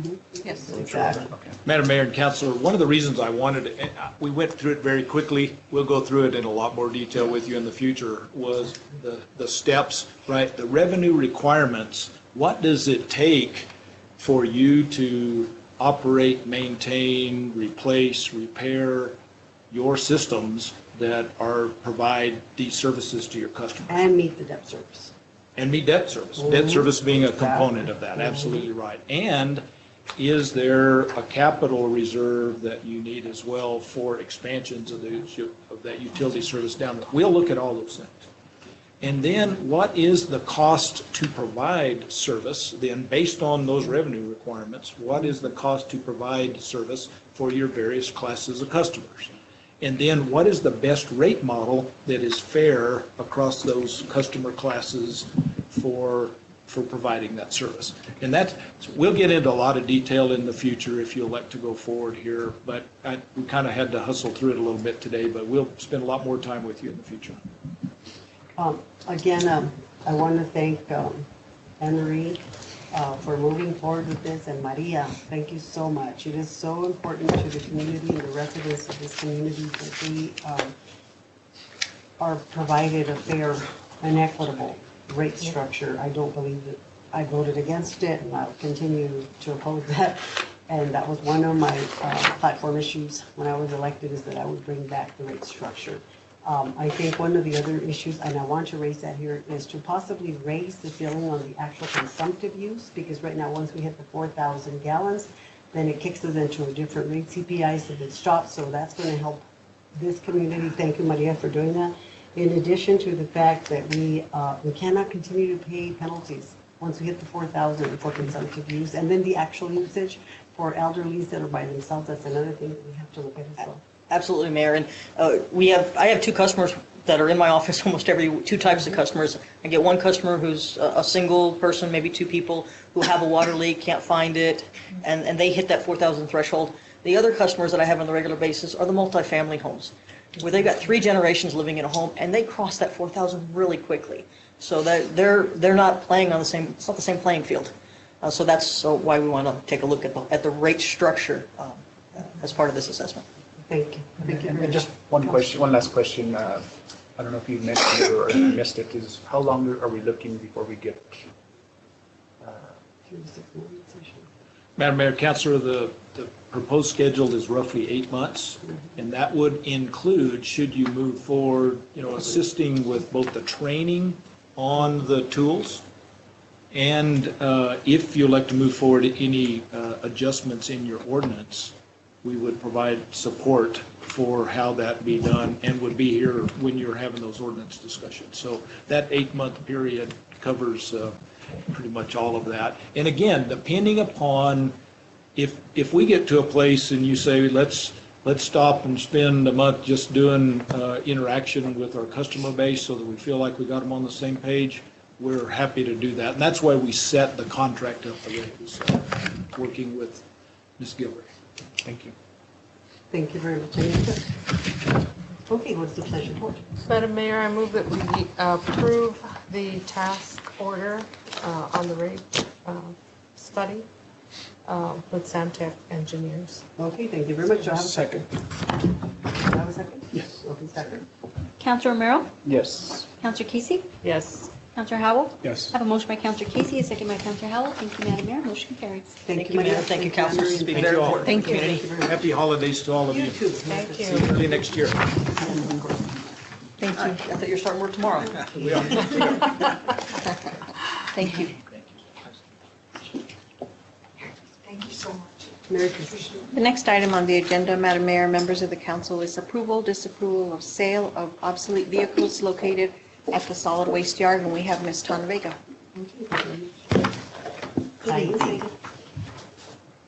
Madam Mayor, members of the council, the city manager and the interim finance director are requesting approval or disapproval of the sale of obsolete vehicles that are being housed currently at the solid waste, due to the fact that the state environment department has come in and has threatened to fine us for storing these vehicles there. And the fine could be anywhere from $10,000 to or higher. Thank you very much. Questions? I was looking at the Crown Vics that you have there. There's 3 of them. Yes. Are those from the police department? Yes. Okay. Because I also read there was a nice interview that the optic did with the new police chief, and he said that one of his goals is to, clear out that parking lot. Yes. And that 7 of those vehicles have already been moved. So if this list has 3, are the other 4 still out there, or where are they right now? We actually have them at the utility yard. These ones are the ones that had been stored there for over a year. And so we don't want to we want to defer some of those penalties. And so that's why we're going to sell these ones, requesting permission to sell these ones. Then in January, we requested from the departments a listing of other obsolete vehicles that we can put out for sale. Oh, okay. So these ones are just the ones that are They're ready to go now. They're ready to go. They're ready to go. We have Depreciation value is at 0. They're all Yes. 0. In addition, the parts have been removed to repair other vehicles, so they're totally inoperable. Thank you, that's all. Thank you. Any other questions? Could you explain, the vehicles will be sold as scrap metal. Could you explain how the bid process, how that'll have to take place? They'll send in bids based off of the poundage, or, how are they gonna know how many pounds of? We are scrap metal requesting that these be sold as salvage and as one unit. And to eliminate you know, if these were operable and motors were intact, then we could probably do a public auction, or it's either have a auctioneer come in and auction off an individual unit. But these are all shells, pretty much, and so we are requesting quotes for them to purchase them as one single unit. Okay, so I mean, what I'm asking is per vehicle, or scrap metal is usually by the ton or by the pound? It would be by the ton. So how would- And there would be, once the requests go out, we are requesting that they come in and they will be giving a tour of the vehicles so that they can inspect. So the And they vendor, make a determination. So each what they- individual vehicle will be bid out? Or Yes. how? no, it'll be one sale One for sale. 15 vehicles. They'll, and what we'll do is we're going to bring in the potential vendors that would, that are interested in purchasing. And they will look at the vehicles. We have a scale at the solid waste department that they can be weighed at.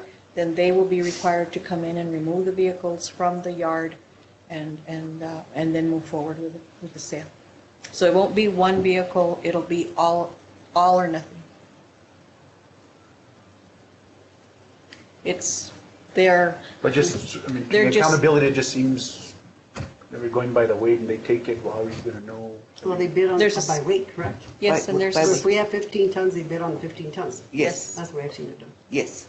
and they have a scale at the solid waste, and then I'm sure that the vendor also has and we have weight tickets that they'll give us, and they'll be required to come in and take a look at they'll be required to come in, inspect the vehicles, and then submit a quote to us. We'll have a deadline for them, then they will be required to pick up But it'll only be those, I know we've the had. 15, yeah.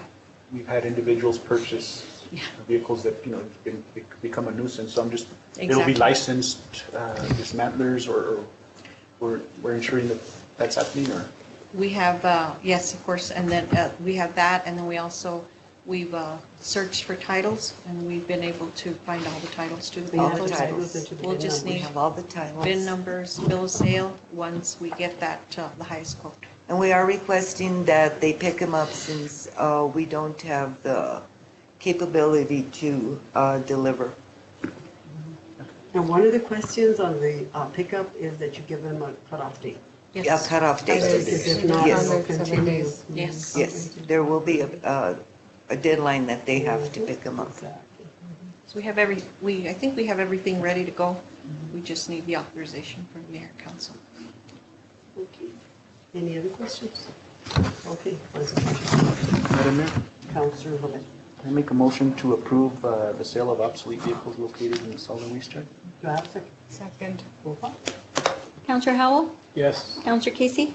Yes. Counselor Romero? Yes. I have a motion by Counselor Romero, a second by Counselor Casey. Thank you, Madam Mayor. Motion carries. Thank you very much. Thank you, Madam Mayor, members of the council. Thank you, Ms. Vega. The next item on the agenda is the disapproval of resolution number 18-52, administrative and financial support, adopting acceptance of $150,000 for the FY 2019 New Mexico Main Street Capital Outlay Public Infrastructure Funding for the Great Blocks on Main Good evening, Street, Ms. Monica. Railroad Avenue Phase 1 construction project, and acceptance of the matching requirement. And we have Ms. Marujo and we have Michael. Because that's the safest way. Welcome, last Michael. name can get Welcome you. to our council meetings. Good evening, Mayor, Council, City Manager. So what we're looking at is $150,000, which has been provided in capital outlay by the New Mexico Main Street to our local Main Street, the Las Vegas group. What they're asking for, of course, is a match, which usually comes with a lot of these grants. It's $45,000, of course, $18,000 of that is in-kind services, so we're looking at a $27,000 match. Main Street has already raised $5,000 of that, and they're looking to raise the rest of it. So basically, this ordinance is just going to be a support to receive that capital outlay with the state New Mexico Main Street. Just to give you some information real quick also. So the New Mexico Main Street did offer $500,000. 23 applicants applied. Only 5 or 6 of those were awarded, which was Corrales, Deming, Silver City, Tucumcari, Bernalillo, and of course Las Vegas. I believe Las Vegas got one of the biggest offers, which is the $150,000. So that's what we're looking at today is for this resolution is to support that, which is going to go to the first part of the Great Blocks project, which is on Lincoln Avenue, and it goes from Grand Avenue to Railroad Avenue. And actually, I know I always have to have a visual, so I'm providing visuals tonight for you. Thank you, Richard. Did you have this one? Yeah. So in this packet, you're going to see the Great Blocks project basically runs down Lincoln Avenue and covers the Railroad District, which is a huge project for us, especially considering now that we have Castanet and a lot of other buildings that are coming alive and bringing the Railroad District alive. So this is the first part, again, for Lincoln from Grand to Railroad Avenue.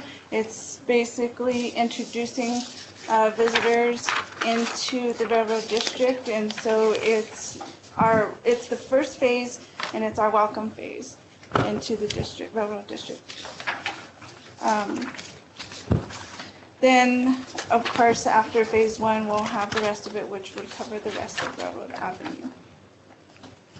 Do you have anything to? Well, I was going to say one of the requirements of the grant was that you have a shovel-ready project, and we had gotten, I think maybe 10 of us had gotten $50,000 grants to do the planning for this. We actually got a $70,000 grant because it's a complex project, but we got the most money to do the planning, so we had shovel-ready plans, and that was one of the requirements of the grant.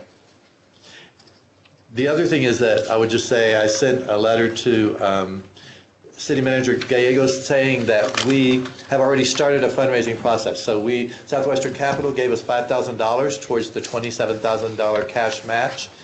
We also wrote a $50,000 grant to the Yates Foundation, to Peyton Yates, and we're hoping to receive that also.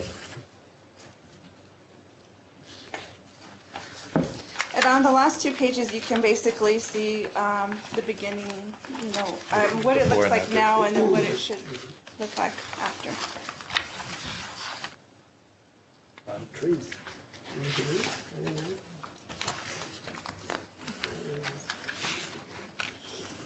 Questions, comments? I just want to say that I'm very happy that we received this grant. I think it's a wonderful thing. Mr. Pronto, thank you so much, and Virginia and Robert, I guess, wrote the grant.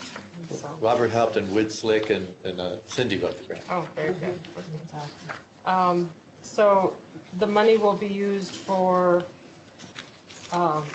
beautification as well as construction of new sidewalks and that sort of thing. And trees, and there's actually a water connection part of it. Yeah, so it's infrastructure and then trees and sidewalks. Okay. That'll be nice. The good news is that with the new governor coming in and with the amount of money that the budget's going to increase, New Mexico Main Street has gotten approval on their administrative budget back to the level that it was. And they're looking at, right now, if they funded all of the projects, it would be, I think, $14 million they're asking for to be able to fund even the rest of this project. So the more money is coming into New Mexico Main Street in the next year or 2. So we would continue to try to get capital outlay grants to continue this and pair that with private foundation money and other money. New Mexico Main Street is going to help. They're going to put this project out to other departments in the state to help us. And when the plan is this is the plan that you're going to be using? Right. Okay, did you take, I don't know how the plan was developed or who developed it, but will you have safety features incorporated into the plan so that when people are walking, Yes. that pedestrians aren't going to be, struck by cars that are turning or whatever, that there's Right, enough ample space for pedestrians and tourists that like to walk? Yes, and if you look even in the front, there will be signage that will be placed there. And then there's also going to be certain paths that are going to be created so that it'll be more visible to show that, that's where pedestrians will be crossing and so on, so. Okay, great. Thank you so much. That's all. Just- We're excited. I think, because I know we approved this, the project plans. Who's the one that developed them? Who developed the construction plans? It was a firm, I'm not familiar with, but they're a firm in Albuquerque that we've worked with in the past. Okay. And I know this is just a portion of the total project. Do you know what the cost of the total? The total project is somewhere between $2.1 and $2.5 million. Yeah. That's in the money that New Mexico Main Street is trying to get through the new budgeting process, the new government. So this is just the beginning of the. This is the beginning, It's phase just one. phase one. I believe there'll be a total of 3 different phases for it, but this is just phase And this phase is about $210,000. And then you had mentioned that the matching fund, you had mentioned 45,000, but. 18 of that is in kind. 18 of that is in kind. So that's like So that- Robert, the work that Robert does, Yeah. or any city staff member can be counted as in kind. Yeah, or So- anything that Main Street So then the handles. balance of the 27? So we've 27 already- is the cash match. And we've raised 5 already. And have grants out now. We have a grant out to the Yates Foundation for 50,000. So if we go over, it just goes in, it'll go towards the art project that we want to do at the end of the street. It'll go towards other things and. So the city not helping with match This- that, or is it all? No, the city we're going to raise cash. Actually, I sent a letter. I don't know. So the city's basically going to just mostly be providing the in-kind services, which is using Robert to help them continue the grant processes and the grant writing. It talks about where the money is. Yeah. And actually. But if the fundraising doesn't come through, and at that point. Well, 5,000 came through. Yeah, at that point, it could be, and that's also something that we can also look at using through even lodger's tax, since we've had that 1% increase for infrastructure.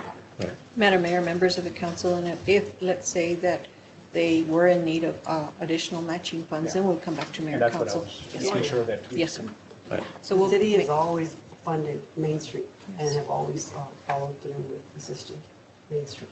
And one last question, how was this all initiated? Just because of the, I mean, we Well, decided to. It was a project that was started a while back, and Robert has been a part of that project the whole entire time. I do apologize, he's not here tonight.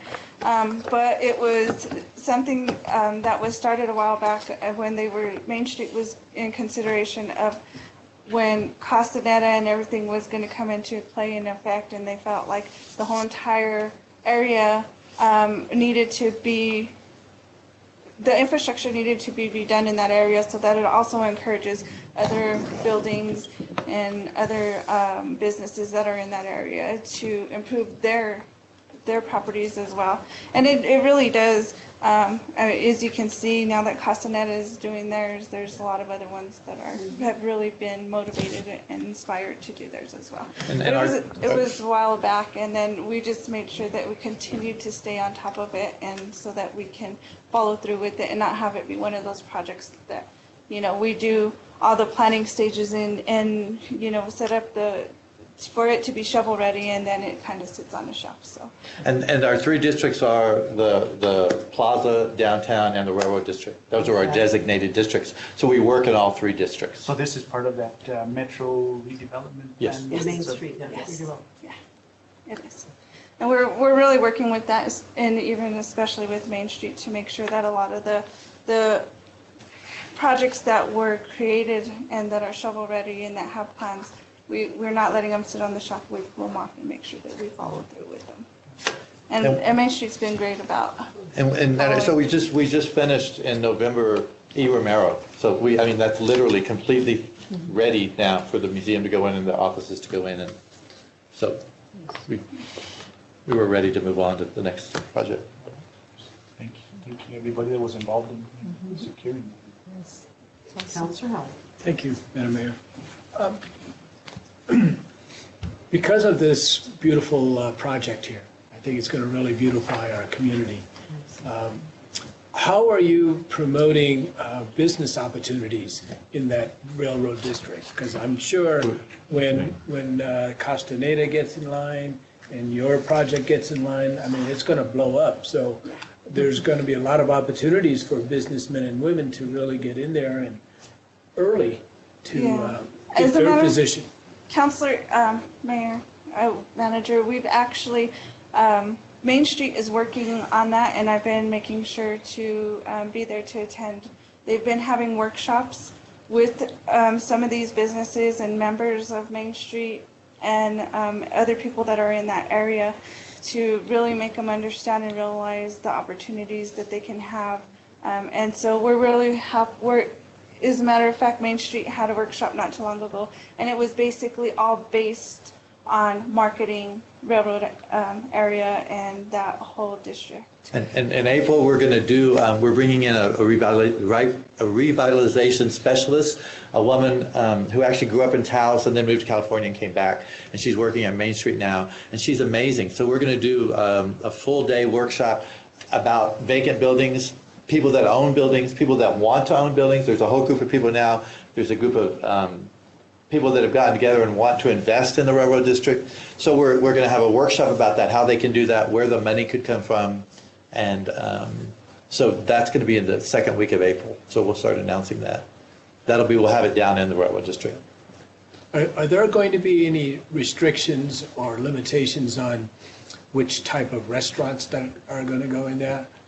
I'm sure there's going to be restaurants, particularly I'm talking about fast food restaurants, because some communities don't allow fast food restaurants in a particular area. Yeah.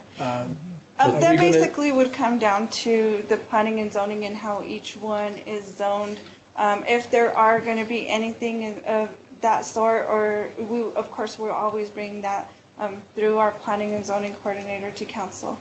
And you would have to approve any of those changes that would be made. And the people that... You would have the ultimate decision.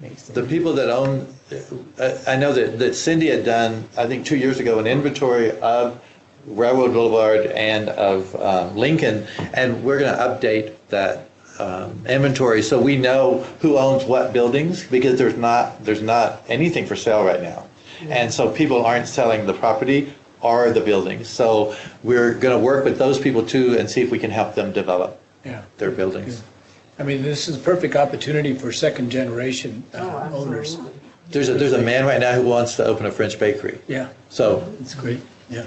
You know, people get off the train or they're going to go to the hotel or they're at the hotel and they want to go get coffee at a French bakery. So there's a man that's coming. We're talking to him about that. And great. Actually, on that topic, since we've been using Amtrak to promote, we've been reaching, of course, the reach on that is 5.1 million riders, every so many months. And so that's something that we'll also be taking advantage of is with the Amtrak. And that's why we've really focused on being support of the Amtrak in the Southwest too, because that's also going to help to really boost that district as well.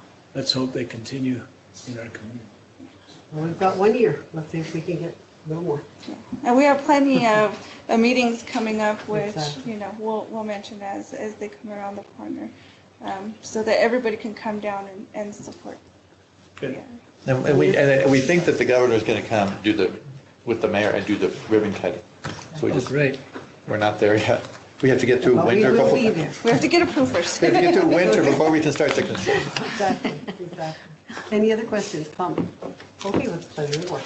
Madam Mayor, I move approval of resolution 18-52. I'm just going to read the language that's on the resolution itself. A resolution of administrative and financial support adopting acceptance of $150,000 for the fiscal year 2019 New Mexico Main Street Capital Outlay Public Infrastructure Funding for the Great Blocks on Main Street, Railroad Avenue Phase 1 construction project and acceptance of the matching requirement. Do I have a second? Second. Roll call. Counselor Romero? Yes. Counselor Howell? Yes. Counselor Casey? Yes. I have a motion by Counselor Casey, a second by Counselor Howell. Thank you, Madam Mayor. Motion carries. Thank you very much. Thank you very much. Congratulations. Thank you. And we look forward To be here. Thank you. progress. Thank you very much. Virginia, thanks for all you do in your team. Councilors report. A couple of them have already been addressed, but one of them, and I don't know, it might have already been done at the rec center.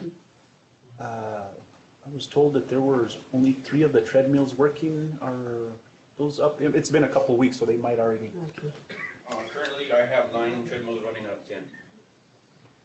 One of them, the one that is not running at this time, is because of a circuit panel issue, and so I'll have to purchase that. Okay. And the other part, boilers? Boilers, today I had my crews in there, JD Zens Mechanical. They fine-tuned our boiler for the pool. Boyd Engineering came in and calibrated everything and made sure all gas was leaving the boiler correctly and not staying in the building. And I have Pool Pro, they're putting up a slide. My guy from Pool Pro saying that he should have the slide done by Friday. They set cement today, and then are gonna start assembling tomorrow. One of the, Madam Mayor, members of the council, Mr. Romero, one of the items that we did request through the legislative appropriations was a new boiler with a different building built for that specific boiler, because it's corroding as we get it running, and it'll go on for 6 months, and then we have the same issue. So we have requested legislative appropriation for it on an emergency basis, so that we can get the boiler, get a brand new boiler in, and get a new building to house the boiler as well. And that way we don't have these issues, and hopefully we're successful with funding. And then I guess, thank you, George.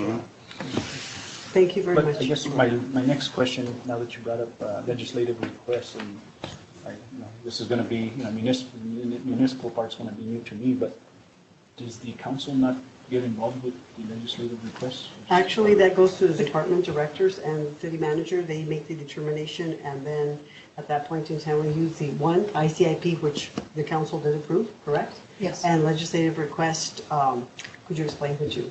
What we did was we met with the department directors, reviewed the ICIP, and then we determined, and I believe I did bring them to you, and I can bring them back and just remind you.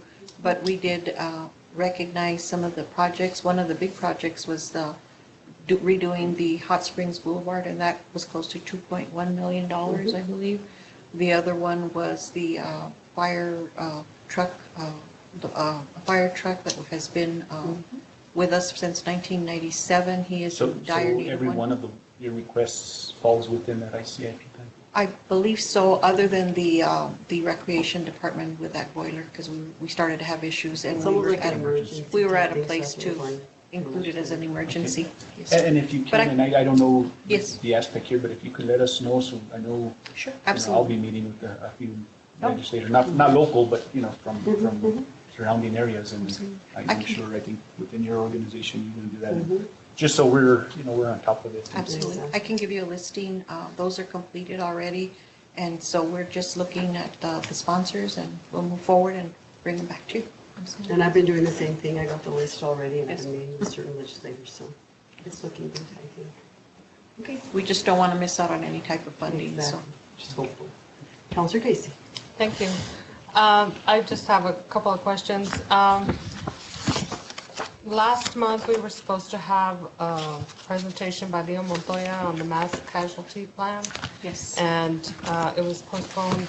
It was supposed to come up this month with a resolution, and it wasn't on the agenda. Just wondering what happened.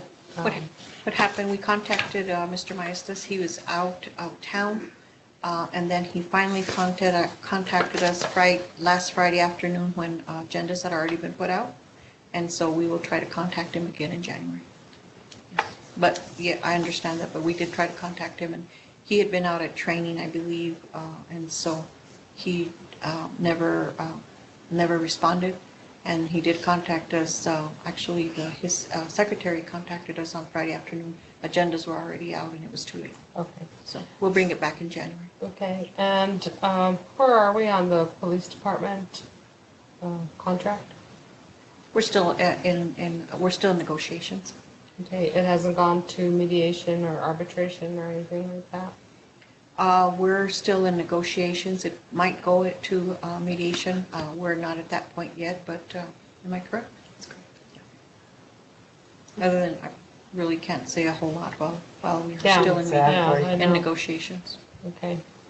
And Las Vegas night, I'm sure that Virginia has planned something fantabulous.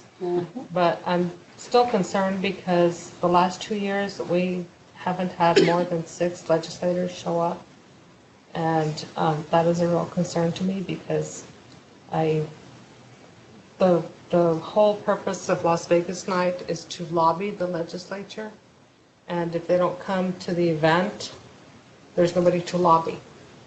And so I think it's important that we be prepared for that kind of possibility again because the session does get very busy and sometimes people can't go. They have meetings at night.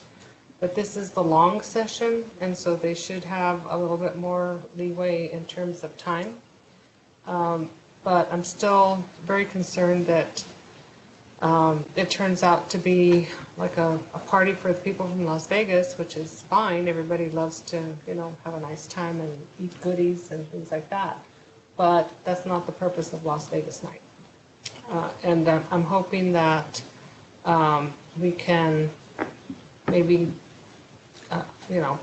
do something about that because it costs a lot of money, and I know that a lot of money is donated and it doesn't come from the city coffers, but I'm still concerned about that. And it would be nice if we could have something that maybe wasn't so elaborate and maybe use some money to give a Christmas bonus to our employees rather than, spending a whole bunch of money on. Actually, if they're donations, we can't touch the money. because it Well, goes to I know, different but I'm funds, yeah. saying if we can't mingle those funds. I'm not saying to do that. Yeah, but what I'm trying to tell you, Councilor Casey, is that those monies are donations. I know. So once you get those donations, you cannot put them in the general fund and commingle them for an employee. I'm not saying that. I'm saying that the money that comes from the general fund, if it is available, that money be used to give our employees a bonus for Christmas. It doesn't have to be a huge amount of money, but just something to show appreciation for all the work that they do. And we have excellent, excellent employees in all departments. And I have not seen any employee that does not do their job and do it well. And all I'm saying is that, we're going to spend, $20,000, $50,000 on Las Vegas night, and only 20 is donated, and we have to come up with the rest out of general fund or wherever it comes from. Maybe we should consider using that money for our employees rather than spending a whole bunch of money on Las Vegas night when it doesn't get us the results that we need. And so I would like to see, and I know that Virginia really works hard on this, and I really appreciate everything that she does. But what do we really get out of Las Vegas night? Do we get legislative appropriations as a result of legislators that come to Las Vegas night and participate and have people actually say, hey, Representative so-and-so, we really need this money for whatever. And the more people we have there who can speak to the issues and, who will listen to us as citizens of Las Vegas, make our needs known. That's the whole purpose of having those events at the legislature. And some cities opt to have like a breakfast, and everybody has to eat breakfast, so everybody goes. Or a nice luncheon. I know Las Cruces does the big enchilada, and everybody goes and eats enchiladas until they're overstuffed at noon. And then they go to their committees and their responsibilities, that they have to do. I'm just suggesting that maybe for the future we can consider something a little bit different that will get the legislators there so that we can talk to them. And, Virginia, I think you do an awesome job, and I appreciate it very, very much. But I hate to see you work so hard and have a lovely, lovely event and only have, 5 or 6 legislators show up. It's very frustrating to me as a Las Vegan and also as former legislator, because I used to love Las Vegas. I used to go to Las Vegas night all the time. I was like the first one there and the last one to leave. Last one. Yeah. But, we really do need to, to do something to see if we can get a little bit more out of it. So. And what we'll do is we will try to, since it is the long session, what we'll do is try to get a hold of the legislatures at least more than once or twice, get a hold of them.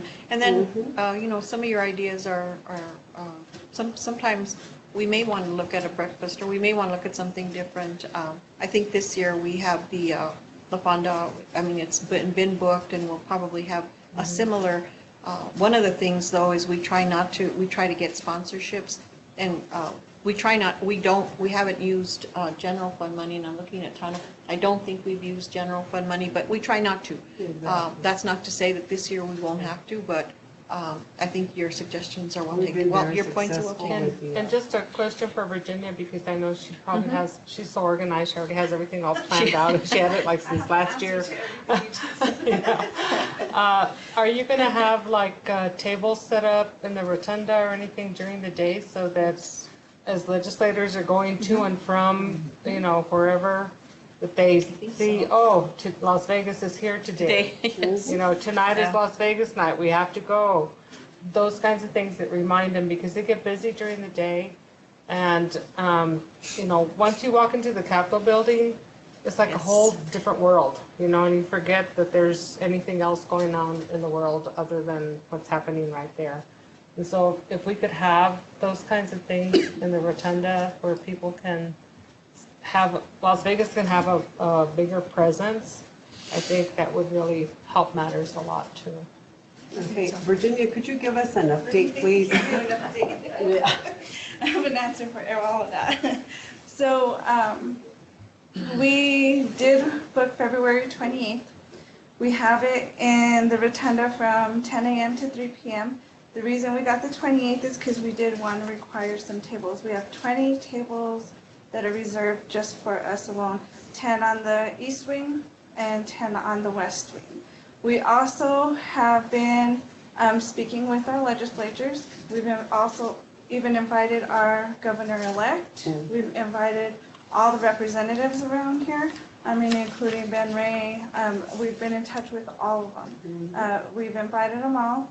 We're waiting to hear, because some of them may want to speak, so we're just waiting to hear back on how many of those are going to actually speak at the event this year, because we did ask them not just to show up, but also That's a great idea. Yeah, and so we are waiting back on that, because we have, formally invited each and every one of them.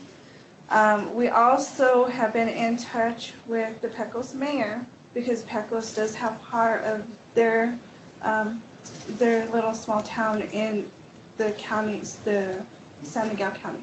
So they're also working with us, and they're speaking with our representative and our legislators and everybody as well. So, and of course, the county as well is out there, speaking with them and talking with them and encouraging them all to come to the event. So we're hoping that we not only get everybody at the Las Vegas night for the party, but we also are encouraging them to be at the Las Vegas day in the rotunda. We've reserved 2 times from 10 to 11 and from 1 to 2 where we can have speeches there. So we've also asked them if they would want to do a speech in the day for us and also do a speech in the evening as well. So we'll have them in the day and we'll have them in the night.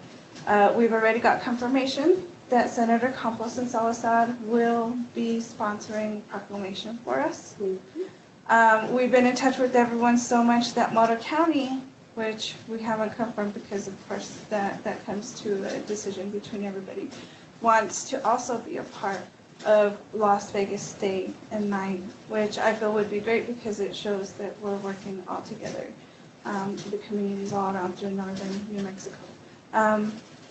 Again, that hasn't been decided yet though, but for sure it is San Miguel County, Las Vegas, Pecos, Night, and that's because Pecos is part of San Miguel County. And we've all been working hard together to make sure that we talk to all our legislators, all our representatives, and we've already got word that so many of them are going to be there. And once I get final confirmation on the speeches and everything, I can give you guys an update and let you know exactly who's going to be there and who is confirmed.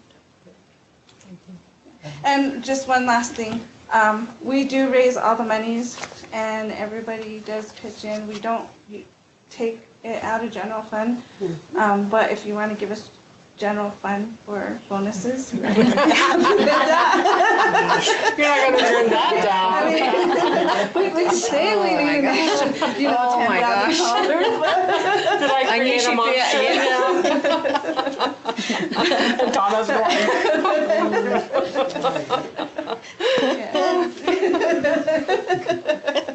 But yeah, so that's pretty much the update. And as we get further in January, we will probably have a lot more as well to update you. Okay, great. Councilor. I'm not sure if you've already been in contact with him, but he's the new representative out of Pecos area, and he does represent the Gallinas area, Representative Joseph Sanchez. We did send him a letter as well, yes, because the mayor of Pecos did mention that he was going to be in contact. Okay, because I had him and I sat in the same cohort for the newly elected officials in DC in the meeting that we had, so I was able to build a relationship, and I made sure to tell him that, to make sure to mark off, February 28th, but I wasn't sure, and I asked Madam Mayor if an invitations were going out or what, but.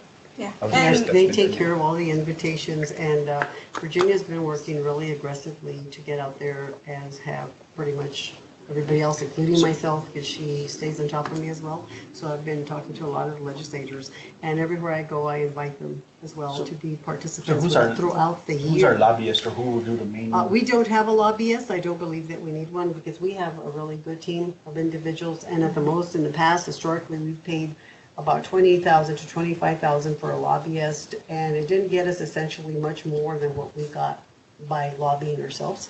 So I think that we've been fairly successful. I don't encourage a lobbyist, I'll be very honest with you, because it hasn't really brought us in that much more. But one of the concerns that was raised here was the issue of how much money are we getting? Are we being successful with our projects? I think we've been exceptionally successful, although the legislators don't always show up, and I agree with Councilor Casey on that. But when it comes to the actual funding cycle, the legislators do support our projects, so we have to be very thankful to them for that. So when we see them, please thank them. Also, as far as tapping into the legislators, I think that we're really aggressive this year to get to them. And also, we have gone every single year to speak to them at the legislative session and invite them to participate prior to the legislative night and encourage them during the legislative process. And Councilor Howell, you have been there, Councilor Casey, you will be there this year. And I think that we're doing as much as we possibly can to tap into them. But I know, Virginia, you have stayed within budget. You have been amazing. You have really helped me. I have to give you so much credit, because initially when we started this, we were contemplating the first year that I was elected to hold legislative night, which is historical. It's going to be really hard to just pull it and call it something else at this point in time, because people are familiar with that. And it's like Councilor Casey said, you have the enchilada day or whatever they call it. That's not going to change. So historically, I think we have to be consistent with that. You know what I mean? And the other thing is that as far as acquiring the funding, you have been extremely instrumental in helping me with that. I remember the first year I raised about $20,000 in an hour. So that's a lot of help, and I thank you and your staff for all the fundraising that you do. I want to thank Anne Marie and the rest of the staff, and you guys have been incredible, and I am very confident that we are going to have an incredibly good legislative. Yeah, one of the things that is speaking with the legislators is that they mentioned that a lot, is that they always look forward to Las Vegas nights because they love going to La Fonda and meeting with everybody. And I did have a lot of practice and help with the legislator with my previous experience at the chamber, because we used to run it at the chamber. So. Exactly. That does help a lot. But another thing I did forget to mention is that Angie and myself, we've been working a lot with the film, so we meet with the representatives a lot, dealing with that. And we always put Las Vegas Night in their ear, but we will be going down and presenting the invitations and of course the tortillas from Exactly. Charlie's Bakery again, and it'll be sometime probably in mid-January.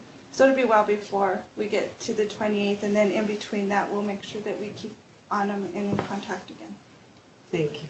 Thank you very much for the update. You're doing a great job, you and Steph. Thank you. Thank you. Okay. Is that your answer? Counselor Howell. I'm a little lengthy. Okay, I'll be, try to be short.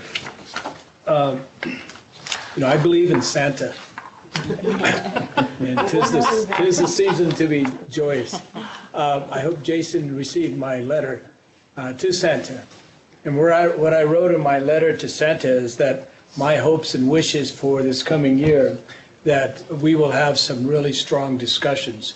And in the discussions in some areas that I really would like to see it realized. And those are, one, a discussion in annexation. We need to see what we can do in bringing in more gross receipts for us and more dollars into our general fund. I think that also and a lot of the community members are talking about annexation, but so we need to really pursue that. My other wish is that we continue, or not continue, but to realize the review of all the ordinances that we've been asking. It's very important that we look at all the ordinances, because some ordinances are really ancient. And in our time and age, we have to really take a look at whether or not they are realistic or antiquated. So we need to do that. My other wish is to really make a review, or really make a concerted effort in reviewing the ordinances, the charter, our city charter. Because I guess it's been, over 5 years that the city charter needs to be reviewed. So that's my other wish. And speaking of rate structures, I know we're talking about the water and everything, but I'd like to take a look at the rate structure that we have for the use of our rec center. Because a lot of the kids that I speak to, because they come into my Better, not my Better Stop, but this Better Stop where I work at, they're talking to me about the rec center usage, and some of them are not able to afford the dues that are there. So we, as a council, really, in the governing body, really need to take a look at the rate structure and how we can help the kids in our community to be able to use our rec center. I think that's very, very important. And another wish is that we continue to have discussions in bringing in businesses in regards to second generation, in regards to bringing in the pockets in our community, to let them know that we want their business to come into our community. And lastly, I personally would like to see a Boys and Girls Club in our community. And we have some really good spots in our community that this can really be realized in our community.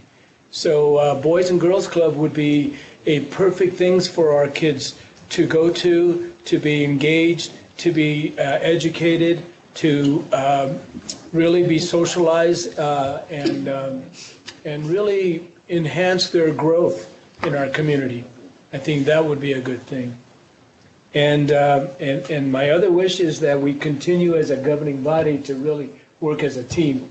I think we're doing good. I think we have some great visionaries here in our governing body here and our leadership, and I think we can do it. We can bring this community to the next level and really help everyone in our community. So I wish everybody a very, very Merry Christmas.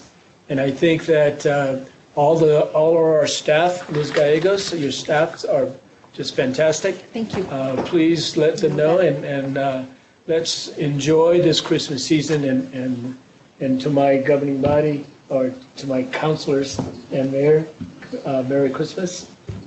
Merry Christmas. So thank you. Thank you, Councilor. That's all I have. Well, I have to add to that. When you said we can do it, we are doing it. We have been completing so many successful projects this year and within the last, I'd say, 3 years, Ms. Dagos? We've been very successful. And yes, we can. And yes, we will. And we are doing it, and we're being very successful. And more news to come in 2019. Thank you all very much. Do we have need at this point in time for executive session, or I think we've covered everything? Still one position.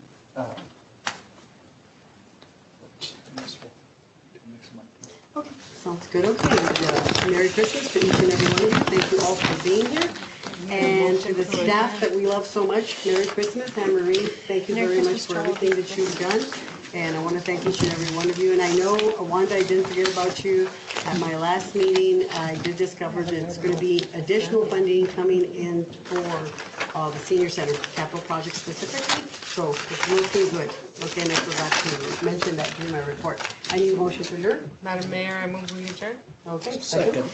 Roll call. Counselor Romero? Yes. Counselor Casey? Yes. Counselor Howell? Yes. Have a motion by Counselor Casey, a second by Counselor Howell. Thank you, Madam Mayor. Motion carries. Thank you. Thank you, and Merry Christmas to all. Merry Christmas, everybody.